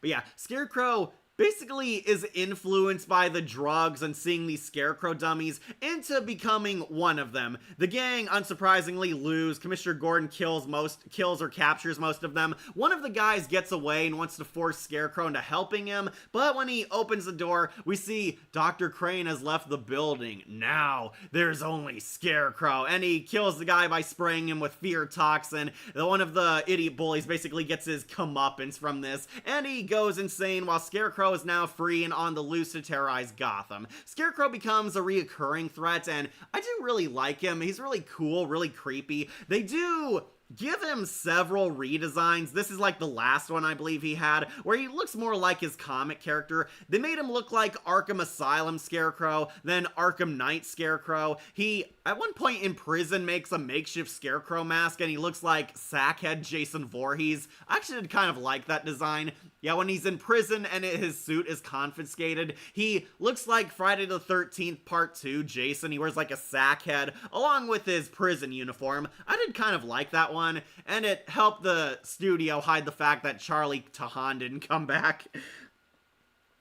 Well, I guess Goosebumps, Haunting Hour, and Are You Afraid of the Dark love Scarecrow horror. Yeah, Scarecrows are really creepy and well designed. Gotham version of Scarecrow is probably one of the most tragic versions of Scarecrow in both movies and shows or video games, because most of the time he's mostly just pure evil with no backstory.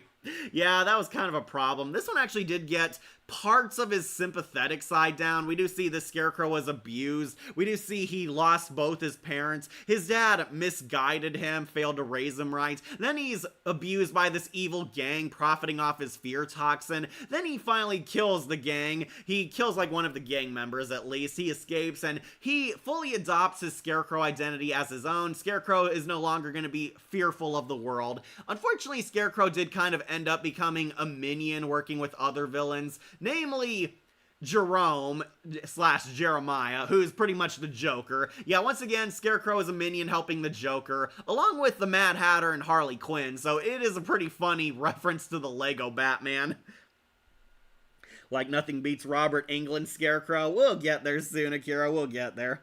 But yeah, Scarecrow kind of becomes downgraded to a minion. He's fighting them. He actually has a cool friendship with Jerome Joker and the Mad Hatter. I did kind of like that. Some of Batman's villains are actually friends and hang out with each other. They get chased away by Commissioner Gordon and Harvey Bullock when they're interrogating Jeremiah. And I do like the Scarecrow does have a fight scene with Catwoman. One of his scariest scenes I do have to mention, though, is at one point, Alfred is taken hostage, and Bruce is trying to find and rescue him. We find out Scarecrow is the villain holding him, and Bruce has been infected by fear toxin, but he doesn't know it yet. He's like in a warehouse, and we see all these weird, creepy, graphic Saw-level scenes of Alfred being tortured, like being stabbed, being drilled into. Alfred is like being brutalized hostile style, and Scarecrow is taunting Bruce over it. We find out this is all an elaborate trap to drive Bruce crazy.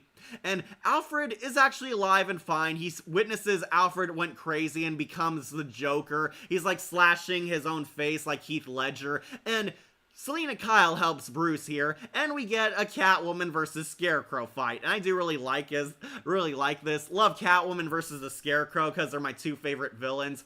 Selina Kyle actually fights and defeats the Scarecrow, but Scarecrow brags, "You're too late, he's already broken." Bruce almost loses it, but we find out Alfred's okay, and they save Bruce from caving into the fear toxin trap just in time. No, Robot Chicken Scarecrow, he is down here. Like, I hope Robert Englund be's the permanent Scarecrow actor. Me too, because he's really good at it.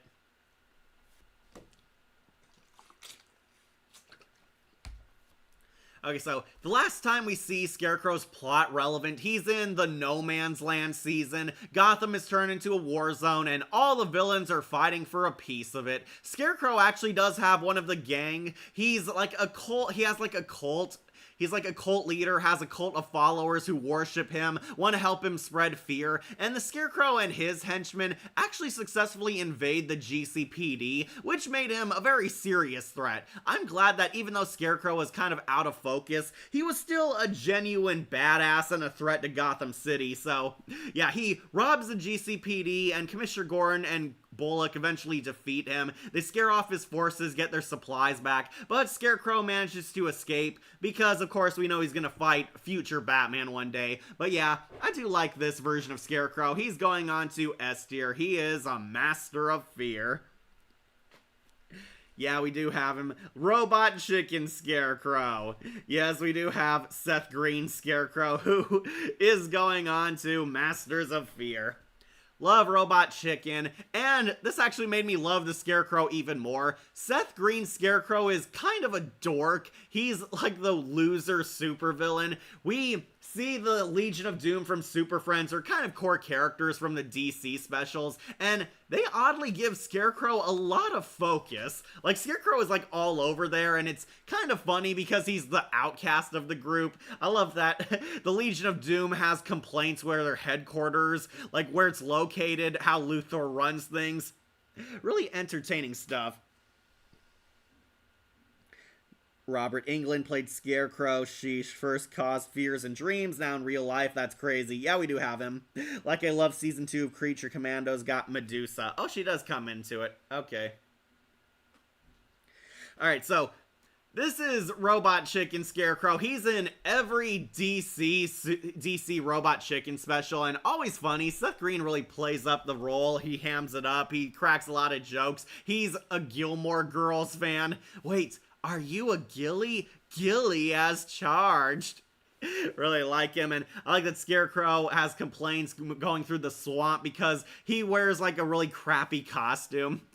You mean we could have been anywhere else outside of the Okefenokee swamp? I wear fucking burlap, man. Really hilarious. You did that again, you didn't message me. Well, Anime Night, these things kind of happen. Like, I hope we get Catwoman round 2, gets Catwoman Robot Chicken, and Harley Quinn Robot Chicken. Well, Tara Strong showed up for like 5 seconds in all of them. Oh yeah, he also had his cousin's son. He is like, there's like a Scarecrow nephew who was working at their Starbucks. Like, well, I tried. What are you looking at? Go, get the fuck out of here. Yeah, Scarecrow's trying to be a cool uncle, but clearly doesn't care about his nephew.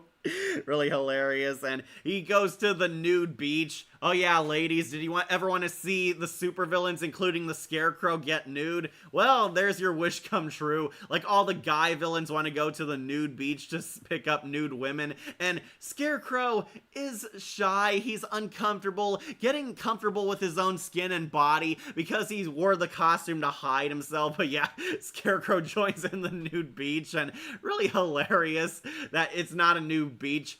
Wait, you mean private beach doesn't mean nude? Private beach means private beach, you moron.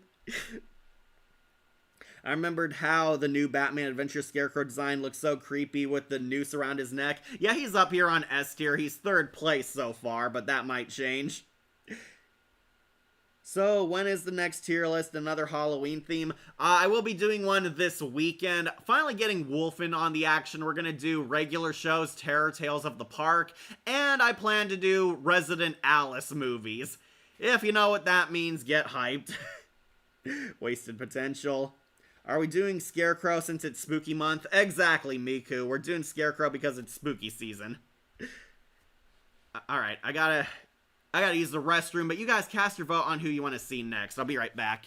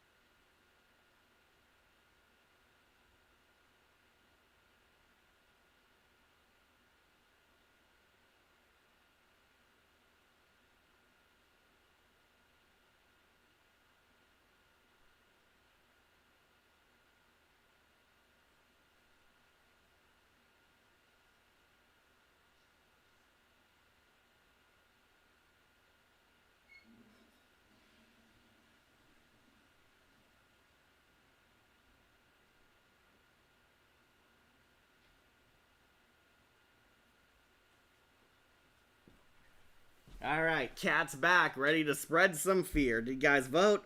Yeah, we're doing Scarecrow all spooky month. Wasted potential. Sorry, just checking if you guys were voting.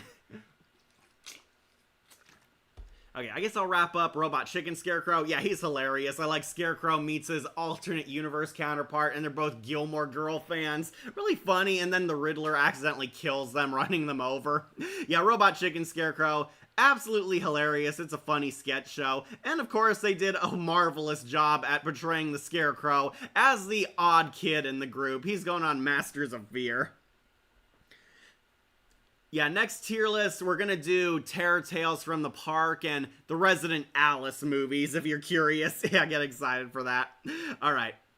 Next, let's bump off Dr. Crane, Fraser Crane, who is going on to S tier. So, this show made a very bold statement, making the Scarecrow actually a nice guy hero. He uses his psychology and mind tricks for good, helping people, getting into wacky shenanigans, caring about his family, being a good single father, and the Scarecrow actually has a talk show. This Dr. Crane definitely is a true master of fear.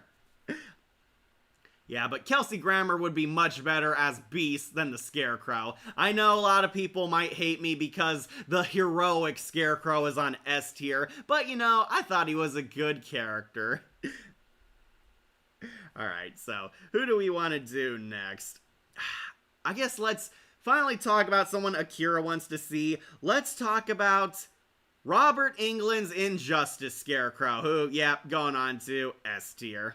Might put him above this one, above Gotham Scarecrow. Yes, they finally did it. They finally did it.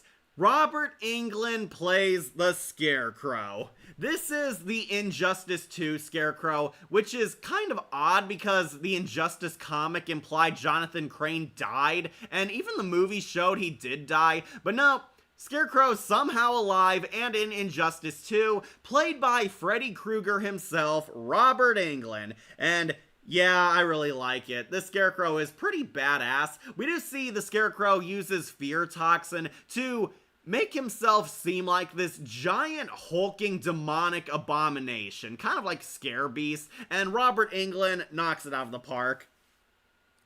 Such a perfect choice for Robert Englund. Absolutely. Robert Englund should have been the Scarecrow at some point, and they finally did it. They got Freddy Krueger to voice the Scarecrow, and yeah, he's pretty cool. Robert Englund has a really bone-chilling, creepy voice. Now, no, he does not use his Freddy voice because that's trademarked, but yeah, he does do a pretty creepy job. This is a much more sinister Scarecrow. He's working with Gorilla Grodd's Legion of Doom. They're trying to take over the planet after Regime Superman was locked up, and wouldn't you know, he shows up from time to time, fighting the heroes and sometimes villains, and has a really cool moveset. Scarecrow is a super strong character, has a literal crane hook sickle as his weapon. I do like that power. He's kind of hard to master, though. It did take me time to master Injustice 2 Scarecrow.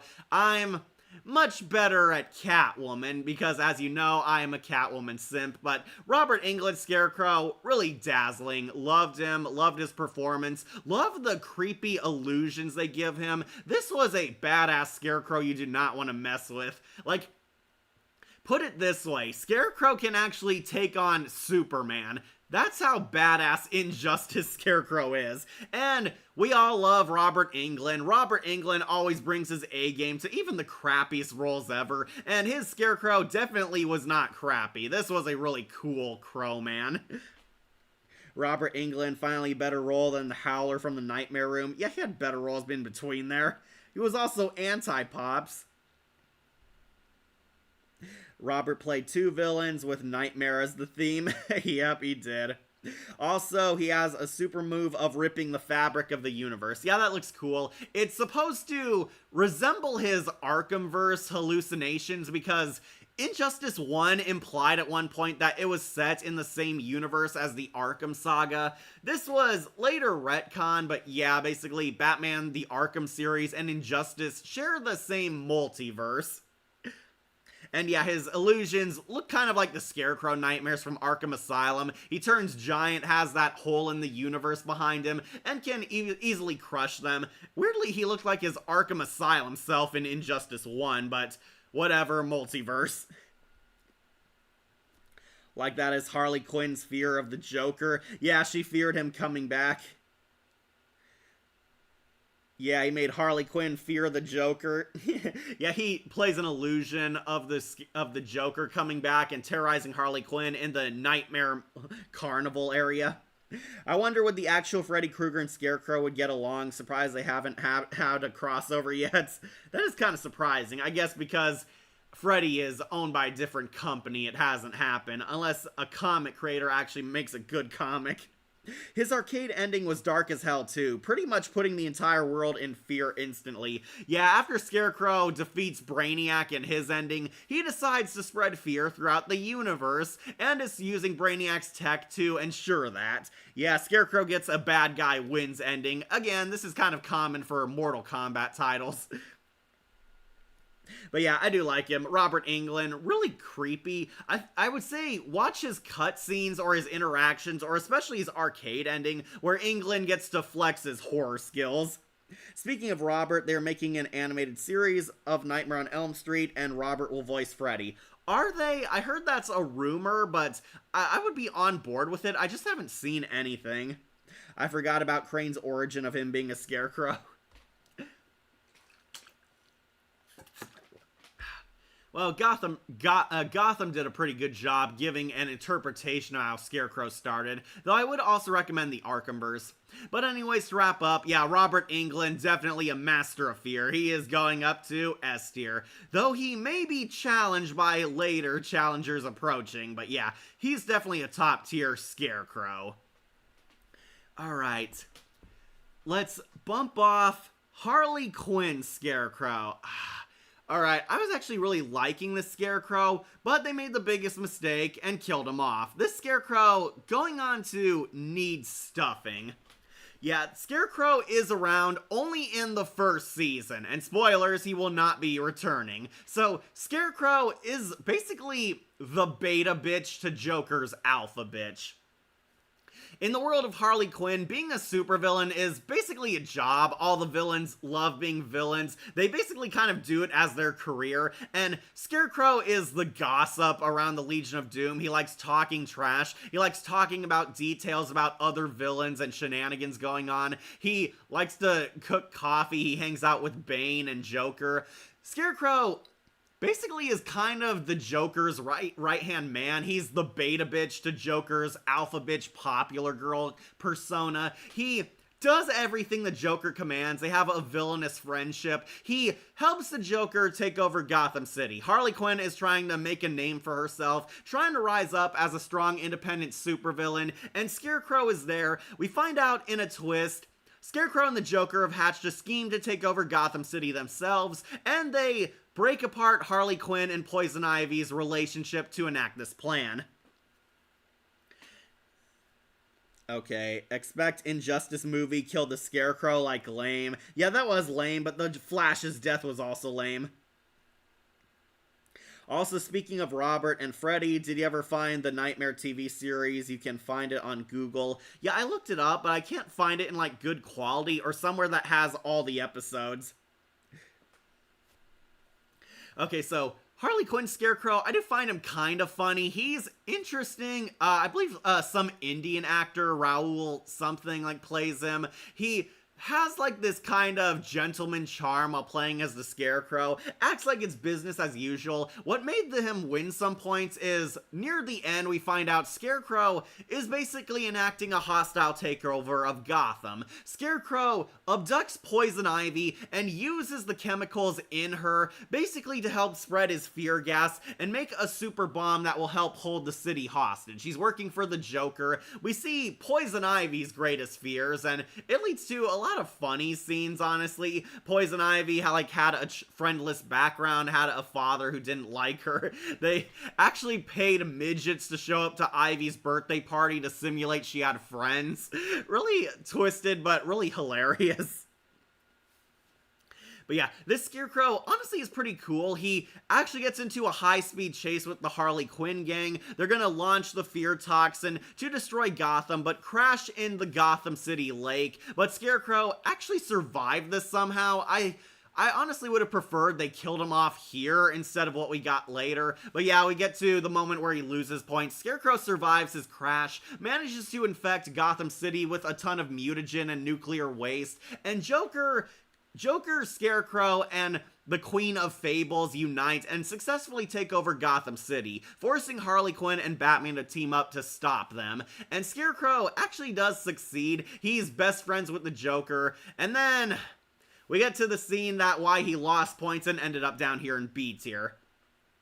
They actually capture the Batman, and in a reference to Arkham Knight, Scarecrow unmasks him, revealing that Batman is billionaire playboy Bruce Wayne, and this pisses off the Joker so much that he kills the Scarecrow. Yeah, the Scarecrow basically goes out like a punk and is really thrown away by this show. Scarecrow unmasked Batman, I thought that's what you and Harley would have done. And Joker's like, hell no. And he kills him by spraying him with acid. Yeah, Scarecrow dies on Harley Quinn in a really pathetic and undignified death. And if you're gonna kill him off, I would have preferred he died with his suicide gas bomb attack, where he drove off of the Harley Quinn highway with the nuclear waste, but yeah, that didn't happen. He somehow survived, only to be back in one episode to be punk killed by the Joker. Yeah, Raul Coley played him. Thank you, Akira. Check out Internet Archive. My friend said it was on Tubi, but it was removed. Like, we get the line, now I'm playing with power. I remember that one and how he was able to poison Ivy with his fear gas since he had her DNA, and she's mentioned she's immune to it before. Yeah, Scarecrow actually made Poison Ivy fear him. A lot of references to Arkham Knight Scarecrow, but that's really all they are. They reference that he did this plot before. It's something they associate with the character, but yeah, I do not like that the Scarecrow ended up punk killed. He's going on to B tier. He needs stuffing. Alright, a lot of good Scarecrows left. To be honest, Scarecrow's death is his own fault because he unmasked the Batman. He did that in Arkham Knight and he was fine. Like I Love Scarecrow made a Pixar's Up sequel idea. Question to fans, if you ship Scarecrow with a female villain, who would it be? Oh, Anime Night, you missed us. We were talking about Scarecrow might have feelings for Silver Banshee because they're both the scary DC villains. Yeah, Silver Banshee and Scarecrow ship. That is actually pretty popular with some people. It's Arkham Knight's climax, but it's anticlimactic and the worst way to get rid of a villain. Like, really? Why did they did the Scarecrow that dirty? Yeah, I was upset. They did the Scarecrow dirty in that Season 1 finale. He's just punk killed and everyone forgets him. He made a voiceless cameo in Kite Man. He's like in a flashback where we see teen Scarecrow, but yeah, we haven't seen him come back, and he's probably not going to, because when Harley Quinn kills off a character, most of them have stayed dead. Yeah, did not like that. He's not back yet, so he's going on to B tier.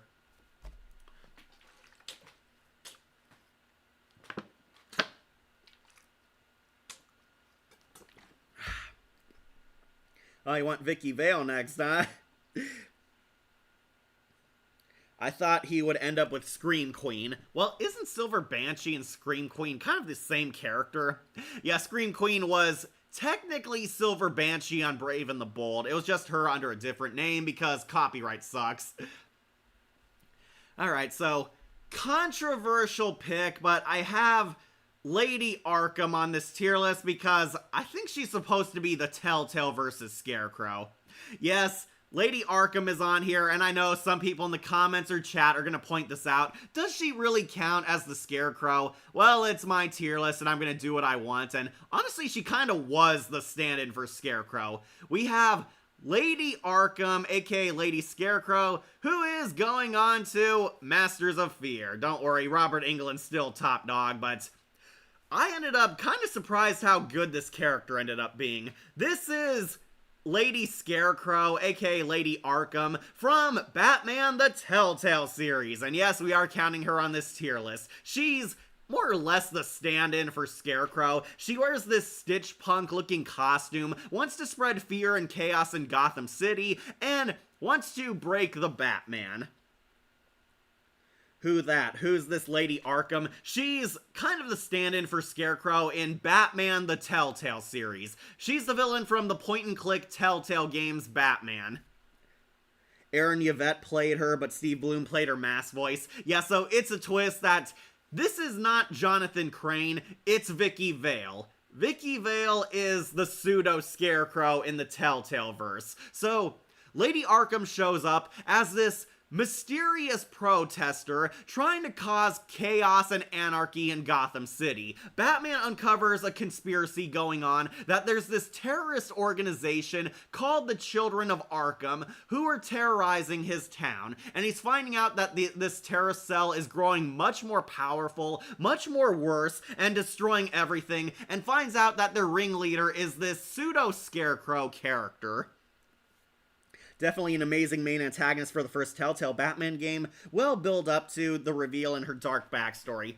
Yeah, so this is why I kind of count this character as the Scarecrow. One, their outfit pretty much looks like a stitched together doll person, exactly like the Scarecrow. And two, the backstory has parallels and elements to Jonathan Crane's comic backstory. So, Batman fights these terrorists. He learns that they're creating this special toxin which turns people psycho. It's pretty much a prototype version of the fear toxin, except it makes them violent and aggressive. They see their worst fears, illusions, and basically cut loose, give in to their anger and primal rage. The Lady Scarecrow has experimented with this and turned a lot of people psycho. Renee Montoya gets infected, and Bruce Wayne even gets infected. We find out Lady Scarecrow wants to spread this across the entire city of Gotham to spread her chaos and anarchy. So, This version of a Scarecrow kind of pretends to be a hero, like an anti-hero. They want to save Gotham by tearing down the establishment, destroying the corrupt elite, the rich, the corporate scum, the people with privilege, basically. The Lady Arkham claims to be one of the oppressed citizens of Gotham and is encouraging people to join the children of Arkham, rise up and take the city back from their abusive parents, if you will, which foreshadows pretty much the twist. So, halfway through, we find out this is not Jonathan Crane. This is Vicky Vale. Vicky Vale is the twist villain. Vicky Vale is the Lady Scarecrow. Really, she's called Lady Arkham, but come on, look at this. This is like clearly the Scarecrow.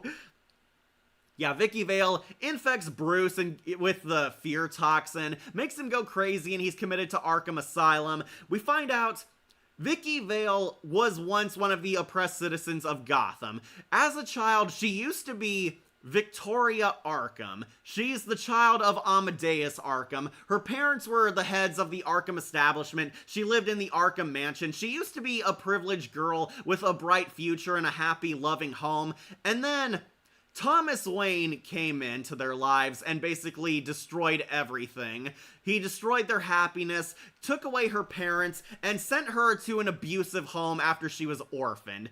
She used to be Victoria Arkham. Amadeus Arkham and his wife were, I believe, rubbed out by Thomas Wayne. If you don't know, Thomas Wayne is a mob boss in this universe. Thomas Wayne was once one of the fiercest gangsters in Gotham, and he wanted to own Arkham Island. And to do that, the Arkham family refused to sell to him, so he had them exterminated. He killed the parents, but spared Vicky, and had Victoria Arkham dumped into a foster home. And tragically, this foster home turned out to be horribly abusive. The Vales were complete monsters. They treated their kids badly, had this Buffalo Bill dungeon where they locked their kids in and beat them. Vicky Vale was horribly abused, and similar to Jonathan Crane, she was like locked up, sealed away in this dark room, terrorized by the people who were supposed to love and protect her, and this was where she became Lady Arkham. This is where she forged her pseudo-Scarecrow identity.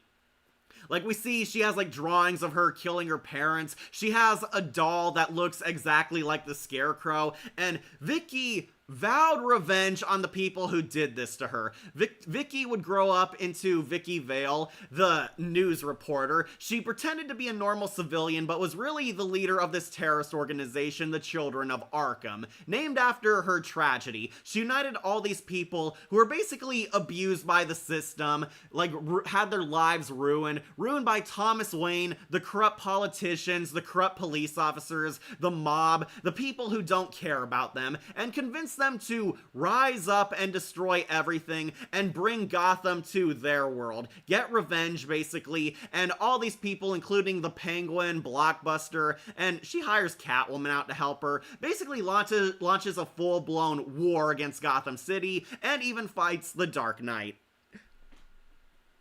He did that already? Did he miss someone? Quick question, are you gonna do a Nightmare Haunting Hour tier list? You mean the book stories? Maybe. If you're talking about episodes, I did those already. Yeah, Erin Yvette plays Vicky Vale, though when she has the mask on, it's Steve Bloom. She has, like, a voice synthesizer. The big twist is that Lady Scarecrow is actually a lady. Yeah, she was an amazing villain. Like, did Jonathan Crane die in the Telltale games, or is he gonna show up? So, this is why I think this is the Scarecrow. They have a red herring in the footage she plays of Thomas Wayne basically gaslighting Penguin's mom. She stole footage from the Arkham files and showed that Thomas Wayne injected Mrs. Cobblepot with a prototype of the fear toxin to drive her insane. Mrs. Cobblepot also refused to sell land to Thomas Wayne, and he had this doctor who looks eerily like Cillian Murphy's Jonathan Crane basically help and inject her with the fear toxin. And this is why I thought this was the Scarecrow. They set up like it's gonna be Jonathan Crane. We see a guy who looks like Cillian Murphy. Like, watch the scene again of Thomas Wayne infecting Mrs. Cobblepot with the lethal toxin. The doctor helping him looks exactly like Jonathan Crane. Like, this not Jonathan Crane guy steps in and injects her, and we're led to believe that this is how this villain got their paws on the fear toxin. That Jonathan Crane basically is using this against his boss, Thomas Wayne. No, we get several red herrings hinting that Dr. Crane is going to show up, that this guy might be him, but no, it's really Vicky Vale. Vicky Vale wants revenge on society, and she does get revenge on her abusive parents, kills them really horribly. Not that they didn't deserve it, I was very satisfied that they got their comeuppance, but yeah, it is a pretty gruesome horror movie slasher scene. Vicky Vale apparently killed her abusive mom and killed the abusive dad. They try to keep it like a twist that she was abused as a child, but the way she killed her parents is obviously meant to reflect actual abuse methods taken to like the fatal extreme. Like her mom had her eyes gouged out, was stabbed to death, and even injected with the fear toxin to make her last moments of life all that more painful. And what made it obvious was the way the Vale foster dad dies. He was beaten to death with a belt, dragged into a closet, beaten more, and strangled to death with his belt. And yeah, if you know anything about child abuse, these are kind of obvious hints that the Vales were abusive monsters. Hey, maybe he would end up with Silver Banshee because he's Jack now in the movie. Well, she rejected him in Batman Unlimited still. Yeah. Quick question, are you gonna... I read that one. Speaking of Arkham, have you noticed that most of the patients are villains? I mean, it's supposed to be a place for mental people, not supervillains. They belong in prison. Well, Arkham Asylum is supposed to be an institution for the criminally insane. It's a place where crazy criminals and dangerous people go. So that's kind of why it was made. Over the years, they kind of made it a generic asylum, mental hospital. But no, originally, it's a place where crazy villains go. Yeah, I did that already. Like, so dark. What a dark, tragic, and shocking twist. I'll be right back. Don't worry back, kid. We still got the Arkhamverse villains. Okay. So yeah, Vicky Vale gets revenge on her abusive parents, and as we get to the finale, it becomes clear she's projecting a lot of her issues onto Bruce Wayne. She sees Bruce as basically this privileged jerk who doesn't deserve his happiness or anything, and projecting a lot of her hatred for Bruce's dad onto his son. Yeah, she wants to kill Bruce Wayne, take away everything he's ever loved, and ruin his life like how his dad did to her. And it's a lot of psychological projection. She's basically getting revenge on Thomas by ruining his kid's life, and taking it out on people who do not deserve it. Vicky Vale does the worst thing you can do in a Batman story. She takes Alfred hostage and has Alfred beaten like when she was a child. Alfred is taken to the Vale house, and Alfred gets like brutally bludgeoned, beaten, has his glasses broken, he's smacked, he's bleeding, and Alfred is actually dumped into the child torture chamber, basically left broken and bleeding, exactly like how she was. And yeah, it becomes clear she is not a good person. She is completely broken and projecting a lot of her problems onto Bruce and her family.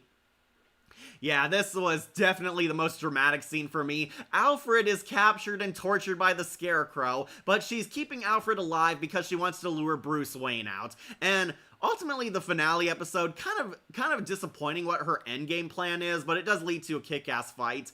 Vicky Vale launches an all-out war at Arkham Asylum and breaks out every patient. Yeah, exactly like that video game I'm sure you all don't know. It's basically a mass breakout at Arkham Asylum. She breaks out all the prisoners who were locked up there and launches a total war at Arkham Asylum, but it does lead to a really kick-ass boss fight. I love this fight scene. Bruce enters the catacombs, and this is one of the coolest Batman fights I've ever seen. Batman and Lady Scarecrow fight in the crumbling cathedral underneath Arkham Asylum. They're like in the ruins from the original Arkham game, have a kick-ass fight, and Vicky Vale gets her mask broken. She's completely losing it, gets like stitches across her face. Again, kind of Scarecrow-ish, but yeah, it leads to a really epic badass fight, and it is miles better than any of the boss fights in Arkham Knight.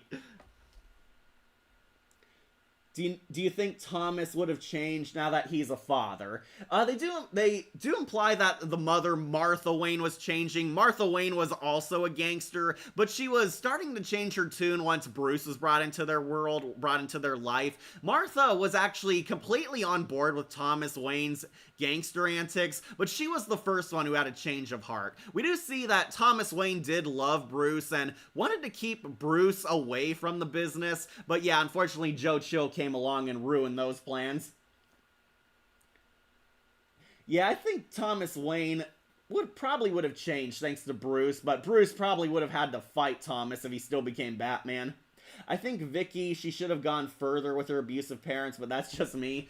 She gouged her mom's eyes out and beat her dad with a belt and strangled him, leaving him bleeding in a closet. That is pretty intense, but yeah, pretty gory though. But yeah, I love this fight scene. Underground, Vicky Vale's a cackling madwoman, telling Batman and Bruce Wayne that they're false heroes, they will die. And it becomes very clear that Vicky is completely broken. She's an unhinged woman child who never grew up. This entire war is her insane, demented revenge fantasy, getting back at all the people, even though her actions did bring a light to the corruption of Gotham. It's very clear she is an anti-Batman. She doesn't care about the civilian casualties caught in the crossfire, or all the innocent people who will suffer because of her attacks. And that's what makes her a villain. Ultimately, Batman beats her, he saves Alfred. You actually get a choice to unmask yourself and expose Batman as Bruce Wayne. If you do show that she's Bruce, she has a mental crash out, breaks down, says, "No, Bruce Wayne can't be Batman, that's impossible," and she comes up with like this BS troll logic that, oh, you just be Batman to beat up innocent people like me, and yeah, very crazy. If Batman doesn't unmask, then she still kind of loses it, but not as satisfying as Bruce shutting her up. But yeah, Bruce saves Alfred, the entire Arkham Asylum comes crumbling down, and Lady Scarecrow ends up crushed to death. I believe some fans theorize that she might be alive or might come back, but seems very unlikely. She was crushed by rubble, she tries to escape, crying that it'll never be over, and then she gets crushed to death by some debris. Yeah, Bruce saves Alfred, Vicky Vale tries to escape, only to get crushed by her own legacy, literally crumbling on top of her. And that's the last we ever see of Lady Arkham. Some fans theorize that we might see her again, we might see her become, you know, the actual Scarecrow, but honestly, this was a really cool villain. I do think this is the Telltale versus Scarecrow, because it's kind of hard to deny, and there's several clues, hints, and references that this could be the Scarecrow for this universe. But yeah, going on to Masters of Fear. Like, okay, are you going to make a tier list of the Treehouse of Horrors this Halloween month? Yeah, I am planning to talk about all of them, but saving that for later. Wanted to get some other different stuff out of the way first, and let people enjoy my top 10 video. Yeah, Lady Arkham, I definitely like her. She's going up on Masters of Fear. Alright, we got 3 good Scarecrows and 1 bad one left.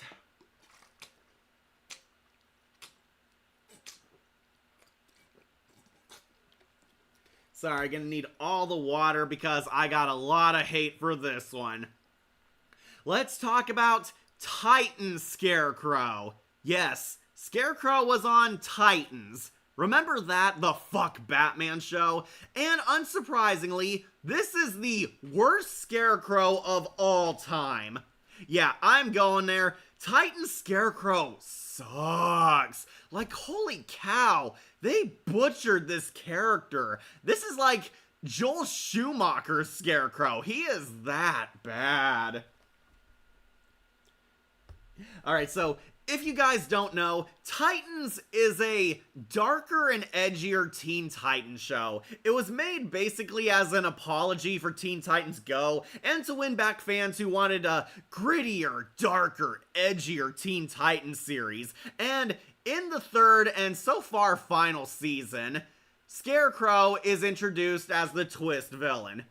In Season 3 of Titans, the Titans are pretty much fully built, have a lot of supers on their team, so making Scarecrow the villain was kind of a weird choice, but there's 2 villains in Season 3 of Titans, the Scarecrow and the Red Hood, and we find out in a twist, the Red Hood is serving the Scarecrow, making this a live-action, quote-unquote, adaptation of Arkham Knight. Yeah, I didn't bother with that show. Then you're in for a lot of shock, Shadowlink, because they butcher him. Titans the series is as bad as Teen Titans Go. Absolutely. Thankfully, Titans did get canceled. Vincent Kartheiser, yeah, that's his name, played him. Okay, sit down, folks, because you are in for a doozy. This is the worst Scarecrow of all time. He's not scary, he's not intimidating, and just to piss you off, he never wears the mask. Yeah, that's why we got this picture. We never see him with the mask on. Oh wait, we do for like 5 seconds in a flashback. Basically, his mask kind of looks like Cillian Murphy's mask here, but he goes without the mask the entire story arc. Season 3, the Titans find out Gotham is being attacked by a mysterious vigilante known as the Red Hood. Yes, this is Jason Todd still. Jason Todd turned to the dark side. It turns out Jason has a drug addiction, and he's serving the Scarecrow because guess who his drug dealer is? Yes, Jonathan Crane is a drug dealer on this show, and he's dealing Jason Todd his Brave gas. Jason Todd is addicted to the anti-fear gas, the Brave gas. The gas that makes you fearless, that you're not a coward, you can fight your fears, and you feel like you can take on anything. The Brave gas makes Jason completely addicted, and he becomes subservient to Jonathan Crane. Jonathan Crane is a drug dealer in this version. They try to make him look like Brad Dourif, as you can tell with the scars on his face here. He has an evil beard at one point, but then he shaves it off and gets the weird Chucky looking face here. Basically, Scarecrow has Jason hooked on his drugs, and the Red Hood is helping him. He's tricked into believing they're cleaning up crime in Gotham, that Scarecrow is controlling the drug kingpins, keeping them in line. Red Hood is terrorizing all the mafiosos and drug dealers of Gotham, killing their henchmen, and trying to get them to basically serve him. It turns out Dr. Jonathan Crane is actually the man pulling all the strings. He's the puppet master, the man behind the curtain, the one influencing Jason into becoming Red Hood. Yeah, Jason is not actually evil. He's addicted to drugs and being gaslit by the Scarecrow. Scarecrow shows up as kind of this Hannibal Lecter type of character. He's locked up in a prison cell, and he's kind of a police consultant. He's a profiler for the GCPD.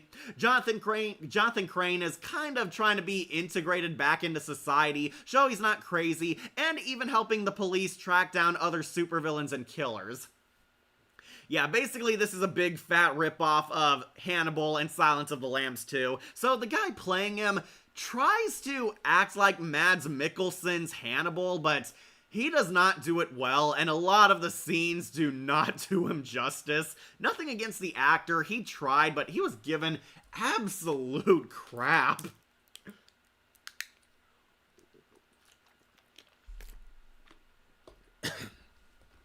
Sorry, just checking on comments. Ezekiel, Lasso, Rodent, and Rango. Oh, he was in that. Well, that's a fail already. Yeah, he doesn't wear the mask. We never see him don the friggin' sackhead mask. Yeah, we see it in a flashback for like 5 seconds before Batman beat him up with the original Robin. Then the mask shows up again in the Batcave. We see Scarecrow looking at it briefly. I'll get to that soon. Yeah, I didn't bother with that show. You didn't miss much, Shadowlink. I couldn't get past the first season, but I watched the third because Scarecrow's in it. Question, which is worse, Teen Titans Go or Titans 2019? If you ask me, I would say Titans 2019 is worse than Teen Titans Go, in my opinion, because just look at how Titans ruined every character. Yeah, Titans was worse because it tried to be taken seriously, only to come off more comedically. So this, my sisters say, if Titans is sorry for Teen Titans Go, but why is it canceled? Because the show wasn't good and people fell out of it. That's a fail already. He was in L.A. Noire as Walter Clemens. Oh, he was? Okay, so glad he had a good career after. Scarecrow without wearing the mask, and he doesn't want to be the Scarecrow. That's like Green Goblin, but it's just Norman Osborn, and he doesn't want to be the Green Goblin. Speaking of Teen Titans Go, they said that if the Teen Titans Go movie did well, they would give us season 6 of the original Titans, and it did well, and nothing. It's the Gem film all over again. Yeah, did you expect them to do that? Of course they lied. Okay, so this is why the Scarecrow never wears a mask. Get this. Jonathan Crane is butthurt that people don't fear him without the Scarecrow mask. The Scarecrow is low-key, kind of has a split personality. He becomes a different person when the Scarecrow mask is on him. We never actually see this because he doesn't don the mask once, but Jonathan Crane is butthurt that people don't fear him, and using the Red Hood, it's basically his comeback as an all-star supervillain. Jonathan Crane wants to show that he's scary as regular-ass Jonathan Crane and not the Scarecrow. He suffers like an inferior complex where people don't take him seriously, he's not respected. This Scarecrow is treated as a C-list supervillain, he's the joke of Gotham, he's not high profile, and he wants to use the Red Hood to take over Gotham City, convert it into a city of fear, so people will finally fear him and respect him without the mask. Yeah, that is actually his character arc. Jonathan Crane is tired that people don't take him seriously. They, to their credit, try to play him up as a dead serious villain, try to make him threatening. He has complete control over Jason Todd because of his drug addiction. Jason is willing to do anything he says. He thinks he's doing good as the Red Hood, but no, it turns out he's the lapdog for the Scarecrow. But we get to my biggest reason why I hate him. Scarecrow actually starts winning, and then this coolness that's potentially good is instantly ruined when we get to Scarecrow manages to take over Wayne Manor and the Batcave. Yeah, like in Arkham Knight, Jason Todd deals him information in exchange for drugs. Scarecrow finds out that Jason Todd is the Red Hood and that Bruce Wayne is Batman. Scarecrow manages to weasel his way into Wayne Manor. Jonathan Crane takes over Wayne Manor and the Batcave, and if you thought that was cool, guess what? It gets ruined when he plays a rap song and dances to it. Yes, he plays a rap song and dances and gets a girls wanna have fun montage in the Wayne house. He's like shaving off his prison beard and actually dancing like Joaquin Phoenix to that waterfall song. Don't chase the waterfalls, please stick to the rivers and lakes that you're used to. And he's singing to it, dancing to rap music, and having fun in Wayne Manor. He like wipes his ass with Bruce's towel, plays with his toys, goes through like batarangs and all the bat gadgets. We briefly get a few seconds where he looks at his mask, he considers putting on the burlap mask again, then tosses it aside to dance some more. Yeah, they play that song, please don't chase the waterfalls, please just stick to the rivers and lakes that you're used to. And Jonathan Crane is singing to it, dancing like Joaquin Phoenix does, and it is cringe. It is the definition of cringe. The Scarecrow is dancing around, partying in Wayne Manor, going through all of Batman's crap and playing with his stuff. He actually like wipes his ass with Bruce's towel, and we know it's Bruce's towel because it has his initials on it. It's cringe, and it made me hate the Scarecrow. Oh, but it doesn't stop there. Once he takes over the Batcave, he uses the Bat computer to Google himself and sees what Batman writes on him. And if you thought Scarecrow dancing around to chasing waterfalls wasn't cringe enough, well, we get pretty much a serious scene, which is more funny than it is serious. Scarecrow sees what the Dark Knight thinks of him on his profile in the Bat computer, and Scarecrow actually gets butthurt, looks pissed off, and he's about to cry when Batman says he doesn't find the Scarecrow scary. Yes, that is something that affects him. Scarecrow looks like he's about to cry because Batman doesn't think I'm scary.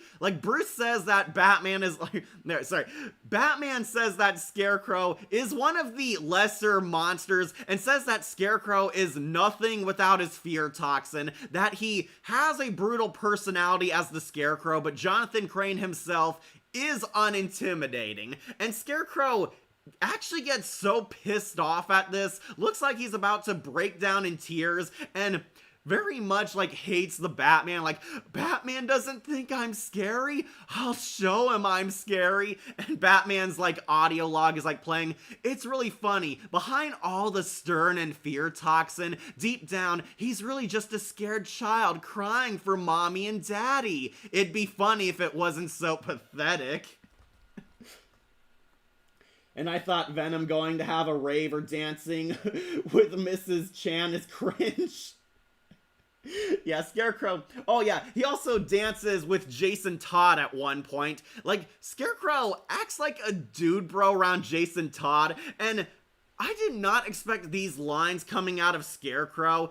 He's working with Jason Todd as the Red Hood, and they kind of become douche bros together. It is also cringe. He dances with Jason Todd at one point and sings along to "In the Garden of Evil, honey, don't you know that it always be true?" And yeah, Scarecrow doesn't dance once, he dances 3 times in this entire season, and each one cringier than the last. He dances with Jason Todd and says, "You're welcome, buddy." I really hope somebody got fired for making this. But yeah, in short, Scarecrow is butthurt because Batman doesn't find him scary. So he's going to take over Gotham City and show them the City of Fear. Not as the Scarecrow, but as regular Jonathan Crane. He controls Jason Todd, and basically his plan comes down to dumping the fear toxin in the water supply. For what, the 50th time? But yeah.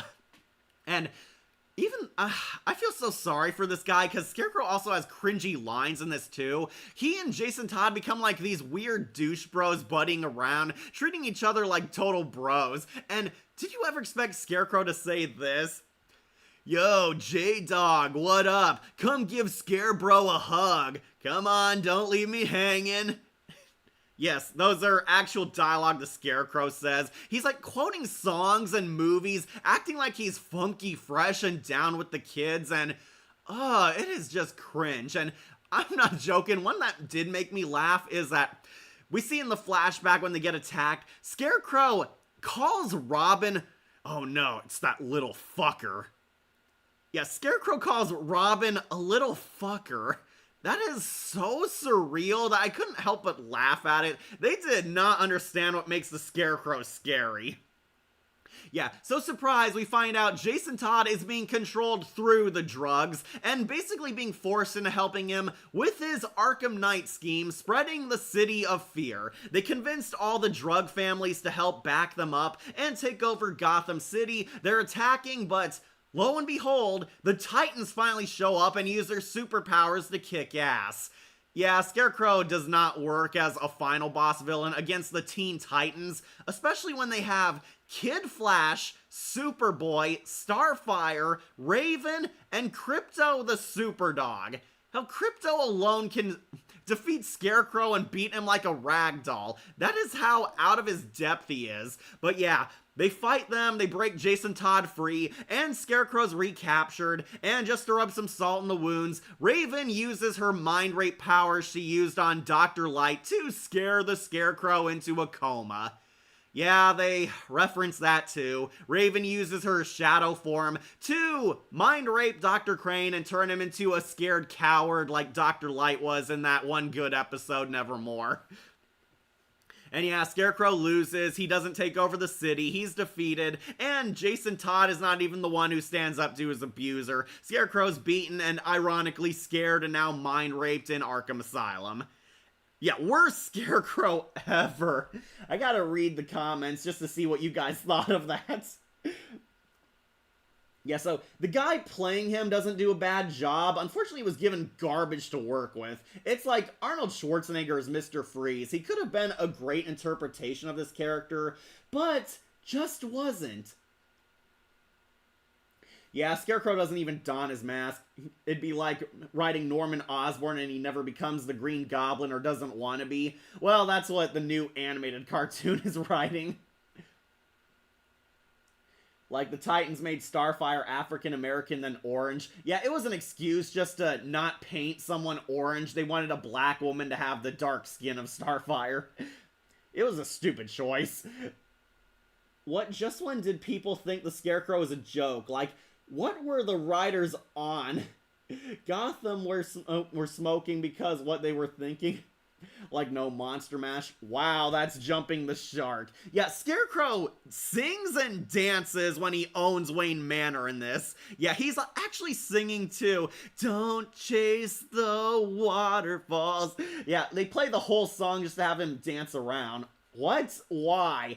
I'm not kidding. This actually happened. Look it up on YouTube. Look up Scarecrow dances. You will find clips of this. It was real. I had to rewatch this to make sure I wasn't high on fear toxin because they did that scary stuff with my own favorite villain. Like, why Google his own name? Because this Scarecrow is a narcissist who wants to prove himself the greatest ever. For anyone complaining and don't like Teen Titans Go and say it ruined the Teen Titans, just show them Scarecrow singing the pop and rap from the Titans or any cringe from Titans. It is so jarring. Somebody filmed this, somebody thought it was a good idea, and the guy playing Scarecrow was all into this. And I thought, yeah, it was like worse than the Venom dance. Like, haha, Scarecrow's not scary. Yeah, that's the thing. Scarecrow wants to prove he's scary without his mask, and it just shows you why he's not scary without his mask. Also, I remember Scarecrow have a yellow lantern and was a fanboy for Sinestro, because Sinestro is the power of fear. Yeah, Yellow Lantern Scarecrow would be a much better story than this one. This is not the Scarecrow, this is just an imposter pretending to be the Scarecrow because why?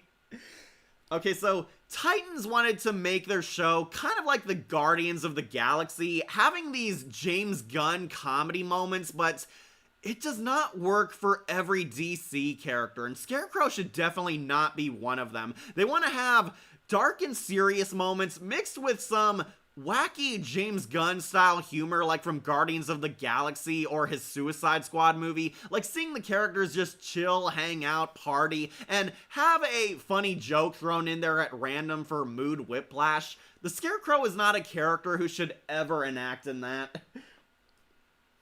Titans meh, but no one treats Starfire as race change.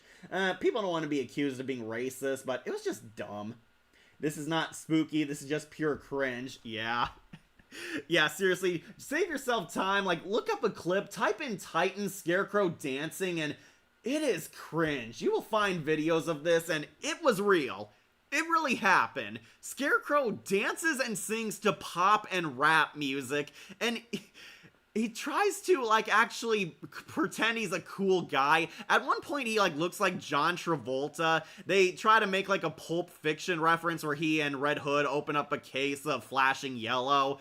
Yeah, they went there. And just to add even more rage to you, one of his dance scenes was supposed to be an homage to the hip to be square scene from Reservoir Dogs. Yeah, you know that scene where Mr. Blonde is dancing the hip to be square while he's torturing a cop? Yeah, they do that with the Scarecrow, but they're playing In the Garden of Eden, honey, and Scarecrow's dancing around while mind-raping Jason, and yeah, it's also cringe. They tried to be like Quentin Tarantino there, and it did not work. Yeah, Scarecrow doing the hip to be square scene sounds like it could have worked, but it really didn't. Also, I did hear on the commentary, why does Scarecrow dance? Well, because his dance moves are like the Scarecrow from The Wizard of Oz. And they wonder why this show failed. Yeah, it's pure cringe, yeah. Scarecrow's dance moves were supposed to look like the Scarecrow from The Wizard of Oz, and that just made it feel even more out of place. It is, without a doubt, the worst Scarecrow ever. Titans failed, and Scarecrow was the most butchered villain the show ever did. It did not help that he was coming after Slade in his season. So yeah, they ruined my favorite character. Easily the master of fail. Sorry, reading some comments. Alright. Finally, let's end on a good note with all the Arkhamverse Scarecrows. Yep, got all 3 of them.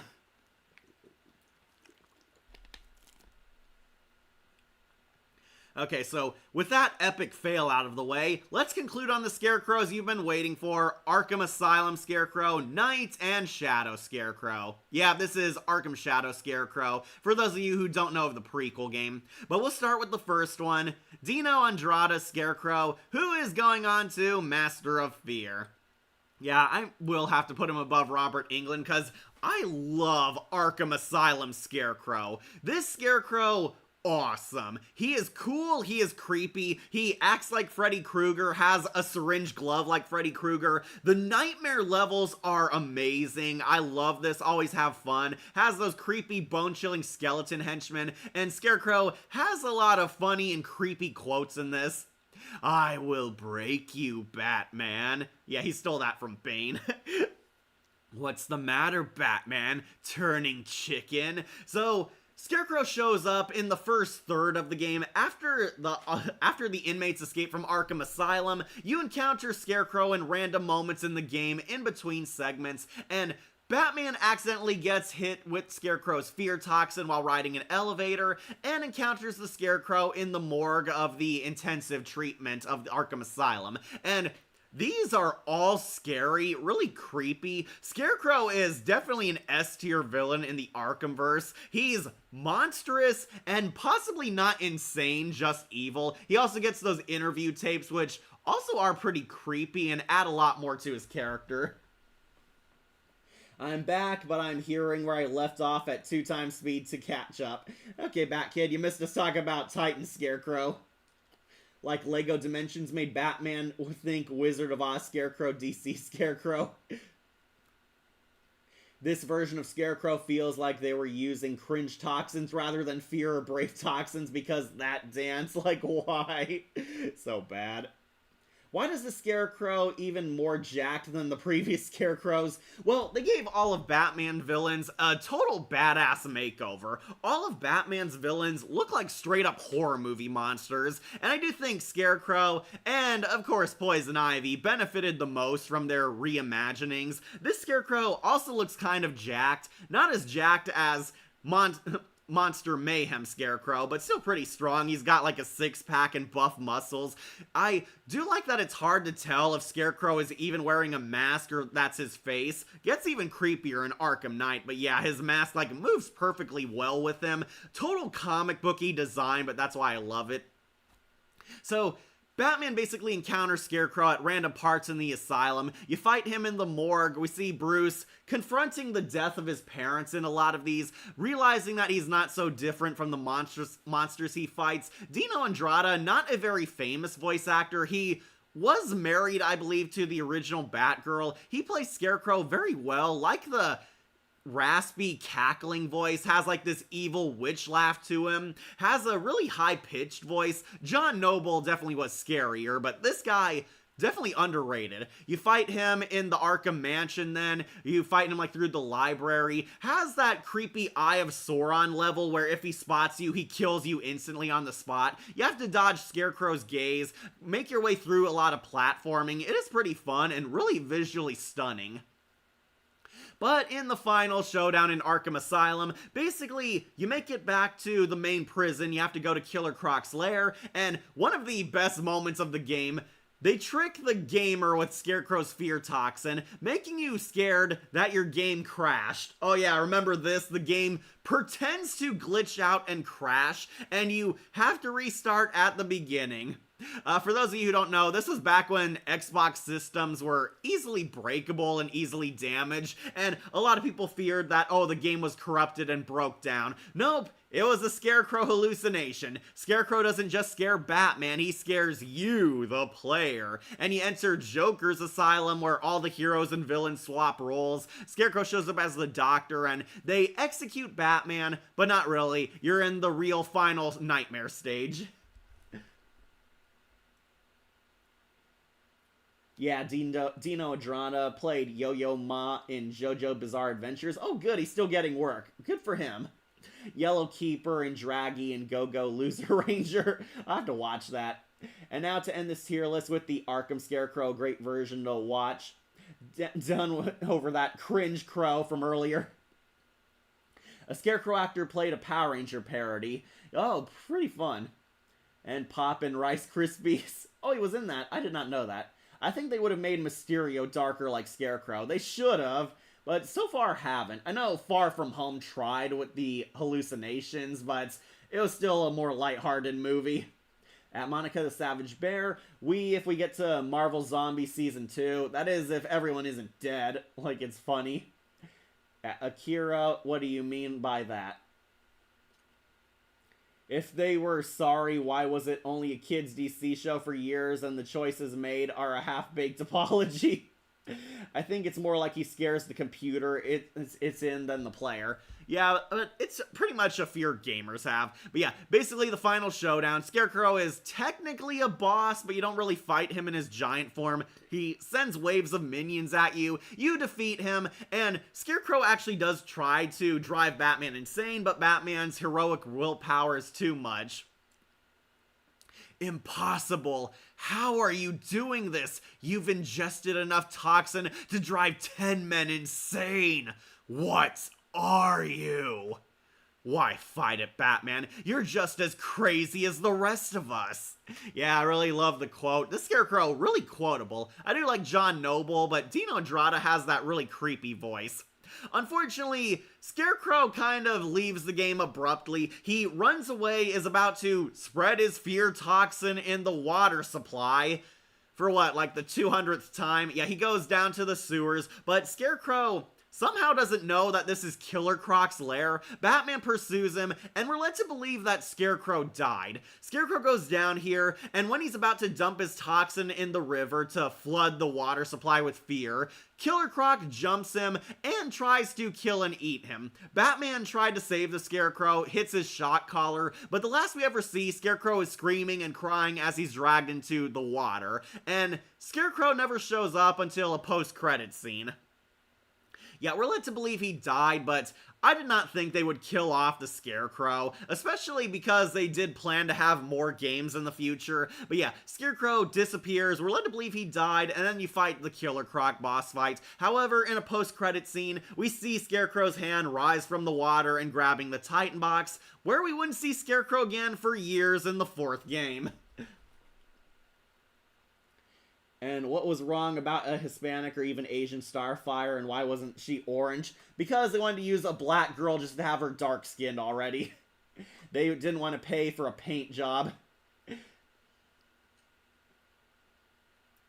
And John Noble played the Scarecrow's second role. Yeah, alright, so this would not be the end of Scarecrow. He would return in Arkham Knight, with John Noble voicing him. So, Scarecrow survived his near-death experience at the claws of Killer Croc, and weirdly blamed Batman for it. Yeah, Batman actually tried to save him, but yeah, he blames Batman for it, and Scarecrow gives himself surgery where he tries to fix his mauled body. He wears like a leg brace now, has like clawed skin, and now has a new face. Scarecrow tried to stitch his mauled face back together, and now his face resembles a Scarecrow. Yeah, you can't tell where the Scarecrow rags and the human flesh begin and end. He gets a nightmare face and is now a living Scarecrow. Even has like a gas mask like plugged into his neck instead of a mask. And John Noble's Arkham Knight Scarecrow is number 1. He's going on to Masters of Fear. For one big reason, Scarecrow won. Scarecrow won in Arkham Knight. This is paws down the best Scarecrow, and of course it's going to Arkham vs. Scarecrow. Scarecrow wins at the end of Arkham Knight. So, After his near-death experience, Dr. Crane was rebuilding his villain empire and cooked up a great scheme to finally kill the Batman. Scarecrow teams up with the mysterious Arkham Knight, and they unite all of Batman's villains ever as a Legion of Doom to spring a full-blown invasion of Gotham City and destroy the symbol of hope that is Batman. Yeah, Scarecrow and the Arkham Knight team up to try to destroy Batman. Destroy him psychologically, physically, and spiritually as the great heroic legend he is. And Scarecrow kind of wins at the end. I say kind of, but that's what makes the Scarecrow ultra badass. Yeah, John Noble, the voice for Unicron from Transformers Prime, plays Scarecrow, and I thought he was a pretty good choice. Yeah, I would have preferred Dino came back since he did such a good job on Arkham Asylum, but John Noble definitely picked up his spirit. So Scarecrow was just beaten up by my boy Killer Croc. Well, I would say he was bitten into. It's implied Killer Croc mauled his face, like took a chunk of it off, because we see like the burlap is stitched over it. Like, his design feels like Freddy Krueger with the needle claws. Yeah, once again, they ramp up the Freddy look. Also, he ruined the bat signal. I did like that. What did Titans do to Jason? They butchered him like every other character.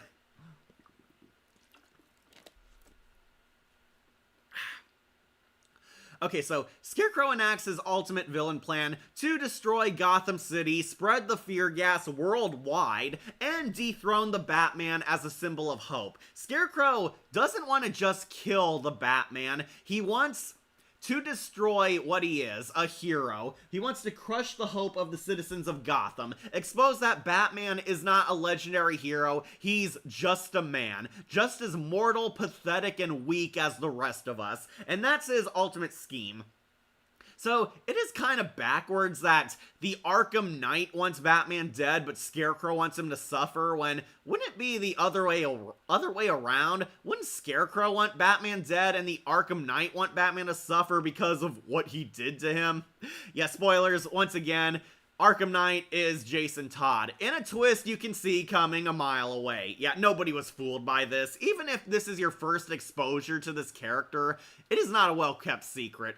Yeah, Jason Todd teams up with the Scarecrow to get even with Batman because they both want him defeated. Scarecrow is kind of the real ringmaster. He's the Emperor to the Arkham Knight's Darth Vader. Or I should say they're kind of the Snoke and Kylo Ren because they do kind of feel like that. Though Scarecrow is a lot more badass than Snoke. But yeah, Scarecrow helps the Arkham Knight. They work together. They tag team Batman. Batman is infected by fear gas, and I love this Scarecrow because he's so cold, calculating, and always in control. This Scarecrow never gets scared or intimidated by the Dark Knight. He holds all the cards. He doesn't fold. He always thinks a few steps ahead. He keeps up with the Dark Knight. He is a chess master level villain. He's always a step ahead of the dynamic dunderheads. He outsmarts, outmaneuvers Batman, dodges, escapes him. Even when Batman actually confronts him multiple times, Scarecrow always gets away in the end. He escapes from Ace Chemicals, he escapes from the Zeppelin, he manages to still keep up a fight even though the Arkham Knight's forces are losing throughout the game. Really cool and in control Scarecrow. This is pretty much what Hugo Strange should have been back in Arkham City. Though, some people do kind of compare him that he's just a watered-down Hugo Strange. I would honestly agree with that, but I do think Scarecrow does have a lot of his own persona there. Scarecrow is really creepy and unsettling. This is definitely the boogeyman of Gotham. Why did Killer Croc attack Scarecrow in the first place? Because Killer Croc kills humans. He hates human life in general, so Scarecrow is just another snack to him. Like, I hope James Gunn makes Teen Titans. I hope he does, but I'm also kind of fearful. Also, Tim is a minor and the other guy is 30. Yeah, that was kind of weird.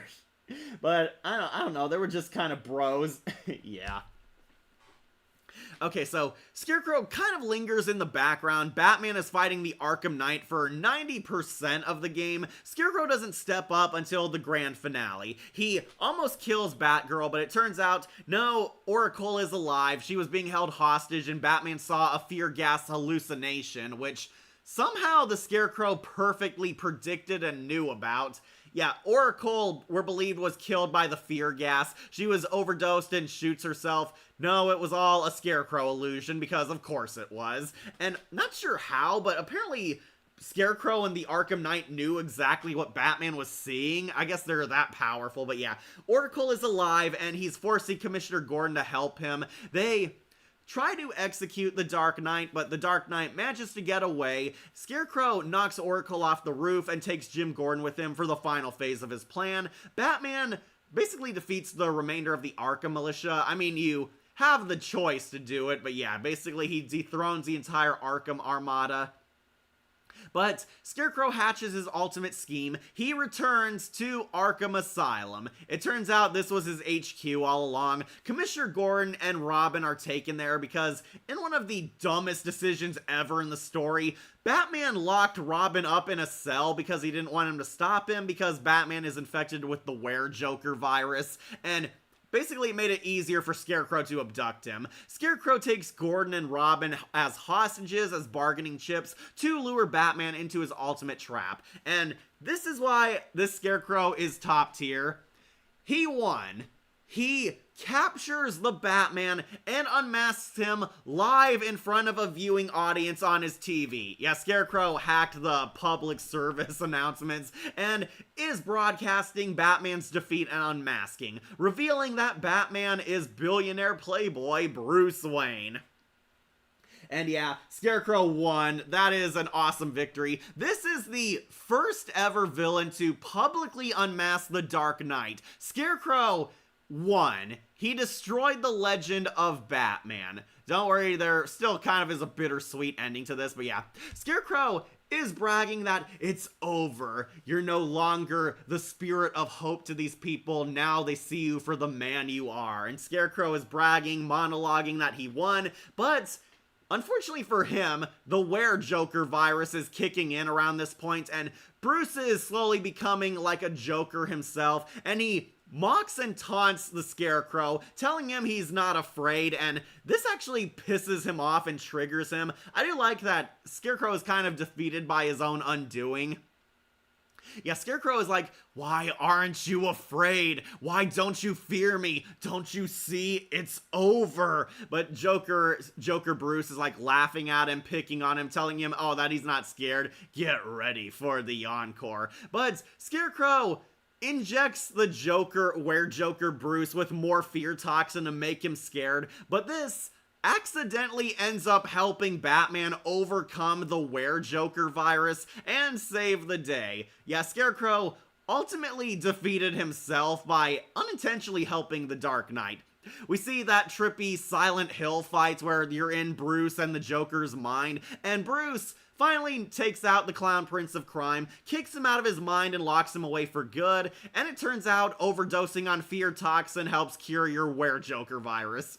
And Scarecrow is bragging that he's won, so he decides that now he's just gonna shoot Batman, but the Arkham Knight shows up, now good. He's the Red Hood, awkwardly kind of good now. He shows up, snipes Joker's hand, and releases the Dark Knight, where Scarecrow's defeated by being overdosed on his own fear toxin. And Scarecrow is left a nervous wreck by the end.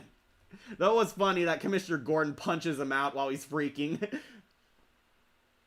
I have nothing against the actress for Titans, but she doesn't look like Starfire from what little I saw. She acts well. Yeah, nothing against her personally, but she's just not Starfire. Since he did Creature Commandos, so Peak, and Dr. Phosphorus is awesome villain, that people think it's Blight. Yeah, a lot of people think that.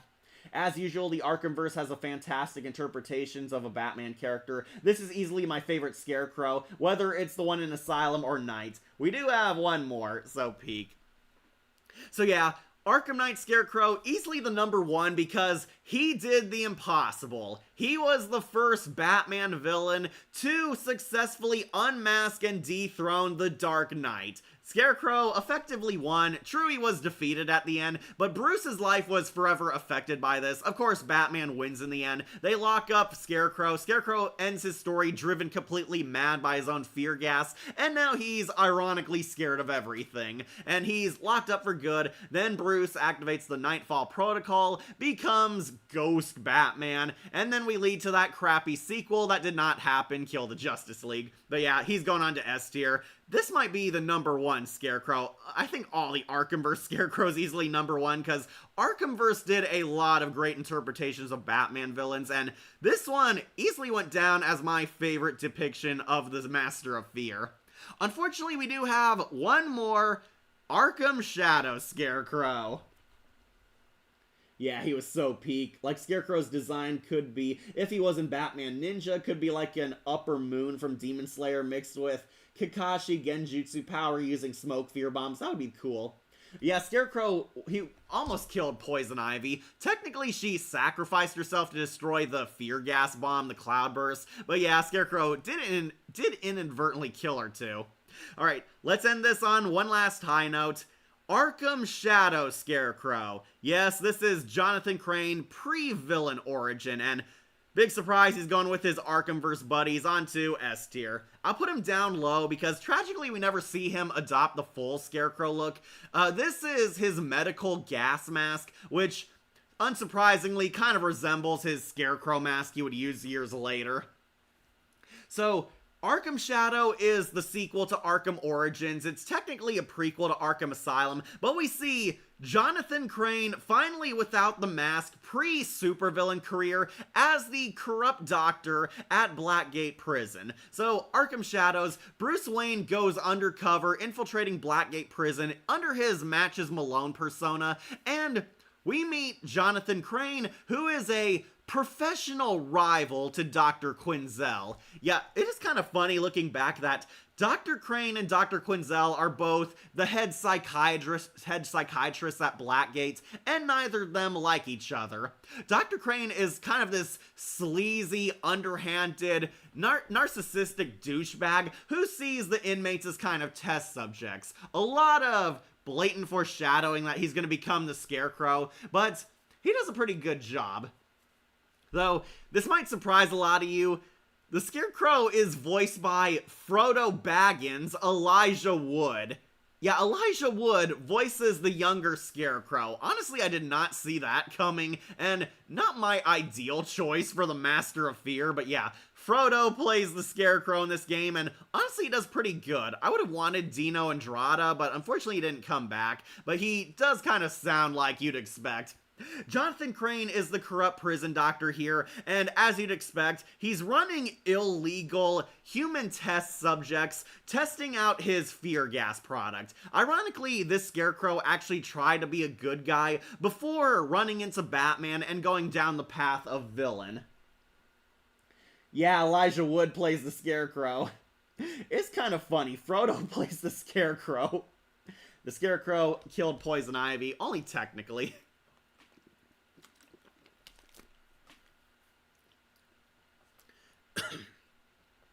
Okay, so you mostly see the Scarecrow through Matches Malone's perspective because it's a VR game. We see Scarecrow and Dr. Quinzel do not get along. They're kind of professional rivals.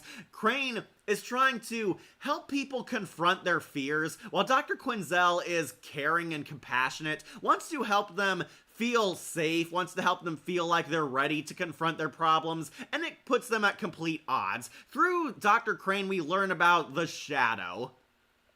We learn that every mind has a shadow, that dark self, the you that represses all your inner rage, your inner feelings, that wants to enact in the dark stuff you secretly want to do, the shadow that you hide in the back of your mind, the you that's basically evil, the anti-you. And the Scarecrow tries to force his patients to confront their fears. Yeah, that's why he's using the fear gas. He's taking patients away from Dr. Quinzel, running his illegal experiments, and Dr. Quinzel and Batman find him wearing the prototype Scarecrow mask. Yeah, this is about as dressed as he gets, and this is important because he's a red herring. We're led to believe that Dr. Crane could be the Rat King.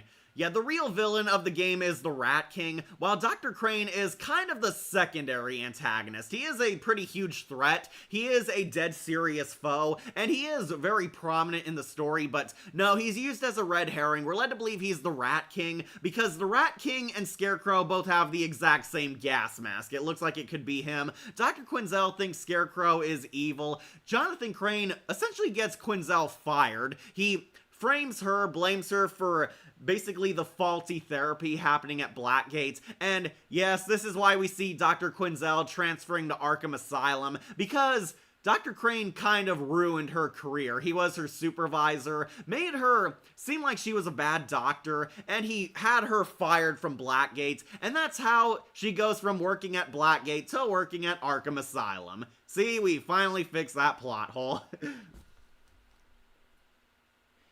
And Green, so I gotta read your comments. Wow. He played Spyro the Dragon in The Legends of Spyro, The Eternal Night. Oh, he did. Okay. And Green in the new Among Us TV show. There's a TV show. And Nine in the Nine movie. Yeah, I know him from that. Icarus in Adventures from the Book of Virtues. And Wharton Over the Garden Wall. Yeah, I love that.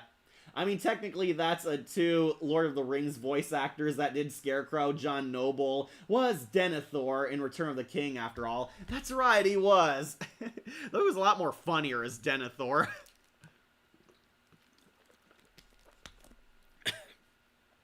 So yeah, apparently this is gonna be a thing, having Lord of the Rings actors play the Scarecrow, but I'm cool with it.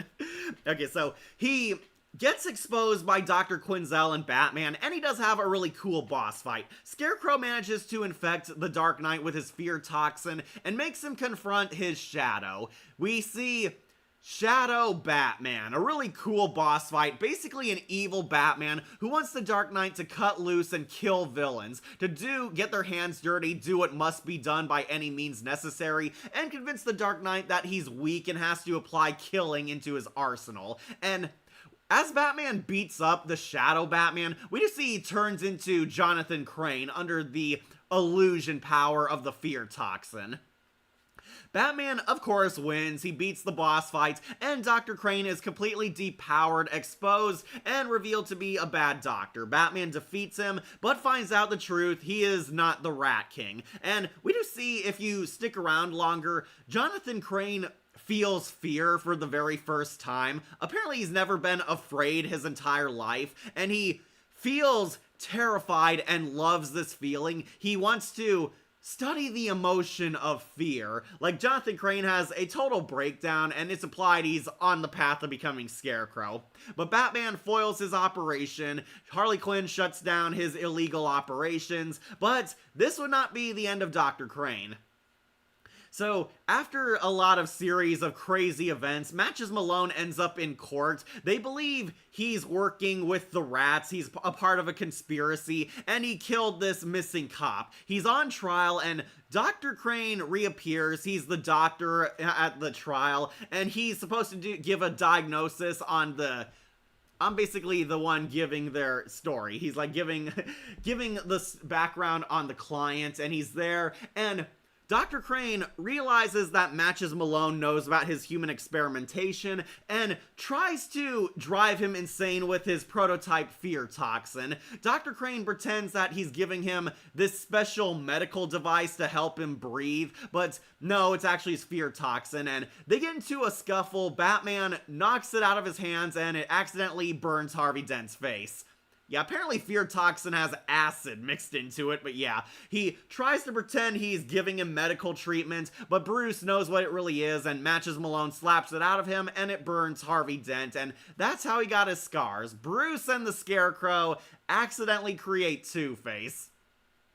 Yeah, Harvey Dent gets his severe burns, and Scarecrow kind of gets away with it. He says, "Did you see that? Did you see that? It's his fault. He was the one who did this," and pins all the blame on Matches Malone, and that's kind of the last time we ever see Dr. Crane in the story. But if you know he's gonna become the Scarecrow, he'll be facing his comeuppance eventually. But Elijah Wood honestly did a pretty good job as this Scarecrow. I do like seeing this angle of Dr. Crane before he became the supervillain we all know and love to fear. This was definitely another great interpretation of him, and gave him a lot more layers than he had before. The Arkhamverse did it again. All three of them are definitely masters of fear. And Zatanna tier list for Magic Week. And the last day of October, kind of deciding on that. We know Zatanna's coming, and yes, Killer Croc is coming on Reptile Awareness Day. And done. So Killer Moth, Mad Hatter, Man-Bat, Killer Croc, Clayface, Poison Ivy, and Penguin tier list. Yeah, Penguin might have to wait till winter, though. I know Poison Ivy is a villainess you all want to see. I love her, but just gotta watch Batman Aztec. Yeah, Killer Croc is most likely gonna happen. Everybody wants him on Reptile Awareness Day, and that sounds pretty fun. I might do that. Yeah, Zatanna tier list. Definitely want to do that. If it wasn't Dr. Crane and if it wasn't DC, Crane and Quinzel's rivalry would be a rom-com plot. That would be pretty funny. Like, Scarecrow's design could be if he was in Batman Ninja. Could be like an upper... Oh, you posted that one before. Like, so dark. Scarecrow created Two-Face. What a surprise reveal. Yeah, I did kind of like that. A lot of people don't like that they changed it from Sal Maroni because that's what happened in the comics. To be fair, Arkham Knight made it unclear. Like, Two-Face mentions, "You didn't save me from that acid-throwing bastard." They technically never named a name, but yeah, Arkham City did say it was Carmine Falcone, and another said it was Sal Maroni, so they keep changing whoever burned Harvey's face. I was kind of okay with it because dramatically it made a pretty good story, and I do like that Scarecrow caused it this time. Technically Scarecrow and the Batman during a scuffle, but yeah. So this Dr. Crane, definitely S tier Master of Fear, though I think John Noble is easily the king of them all, but don't worry, all Arkhamverse Cranes, definitely Masters of Fear. Scarecrow created Two-Face. Yep, it is pretty dark. Yeah, Two-Face gets his face burnt from the acid. It was acid this time. It wasn't a fire like in everything else. But yeah, unsurprisingly, Arkhamverse Scarecrow is the definitive Scarecrow. All three of them. Don't let Elijah Wood and Dino being in second and third fool ya. This entire Scarecrow story is epic. Just like the Arkham games. But as you can see, that completes our tier list. I'll go over it one last time for any of you late birds, or for those of you who skip click all the way to the end to see the ranking in full. Obviously, we got a lot more good Scarecrows, none in the C tier, and only really two bad ones. The Scarecrow has had a lot of good interpretations. I do wish he got more focus as a villain, because this guy is so cool. I'll be going now. Bye, everyone. Bye, V Scorpio. It's at least better than the Schumacher. Like, Poison Ivy tier list is better on Earth Day. Yeah, that would be, but we kind of missed Earth Day.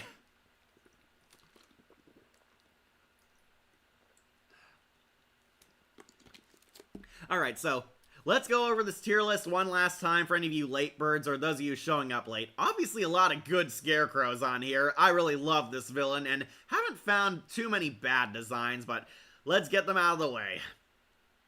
Masters of Fail, easily Titan Scarecrow. At the time of this video, this is easily the worst Scarecrow ever. They made the Scarecrow sing and dance to pop music. Yeah, I think the stupidity of that speaks for itself. Easily the worst Scarecrow. Then, the Scooby-Doo Scarecrow. Happy Halloween Scooby-Doo is a terrible movie, and the fact that they butchered the Scarecrow in it only makes it worse. It's just one element of a cataclysm of failure. Yeah, I do not like Scooby-Doo's take on Scarecrow. Both of these F-tier Scarecrows. Now we do have the Superman Batman Hour Scarecrow and Galactic Team Scarecrow. I just never watch these shows. Yeah, that's why they're down low. If you like them, fine, but easily I don't know who they are. That's the reason why they're down here. They're on Crow Who, but at least I am confident to say that they are a million times better than singing and dancing Scarecrow. None in Straw Dummy. Surprisingly, no C-tier Scarecrows for me, since I love this character that much. But now, needs stuffing, the B-tier Scarecrows. Lego Batman Scarecrow, just a cameo. The Long Halloween Scarecrow, an extended cameo. Batman Unlimited Scarecrow, I really like him, but he's kind of underutilized. Harley Quinn Scarecrow, he was funny and cool for the scenes he got, but then they did him dirty in the season 1 finale. It was a mistake killing him off. All these guys need stuffing, but they're definitely B-tier cranes. I mean, as a Two-Face origin, I've gotta go. Bye, Cat. Bye, Joseph. Don't worry, you won't miss much. We're wrapping up. Like, even Batman listens to J-Pop in Death Battle 2 with his fight with Iron Man and the Black Panther. Looks so cool. Okay, A-tier Scarecrows. Batman Hush Scarecrow. He was a badass. Hope Chris Cox plays him again. Brave and the Bold Scarecrow. Loved his Halloween segment. Wish he got a whole episode to himself, but unfortunately not. The first design for Batman the Animated Series, Henry Pollock II Scarecrow, Don Messick Scarecrow, underrated, I think he's funny, and Gotham Knight Scarecrow. All these guys, pretty awesome. I do wish they got a little more. That's kind of my only problem with them. They were kind of one and done side villains. Wish they got a whole lot more to do. Had some flaws, but overall I would say they were definitely scare beasts. And finally, the Masters of Fear. Who are the top dogs of the Crow's Nest?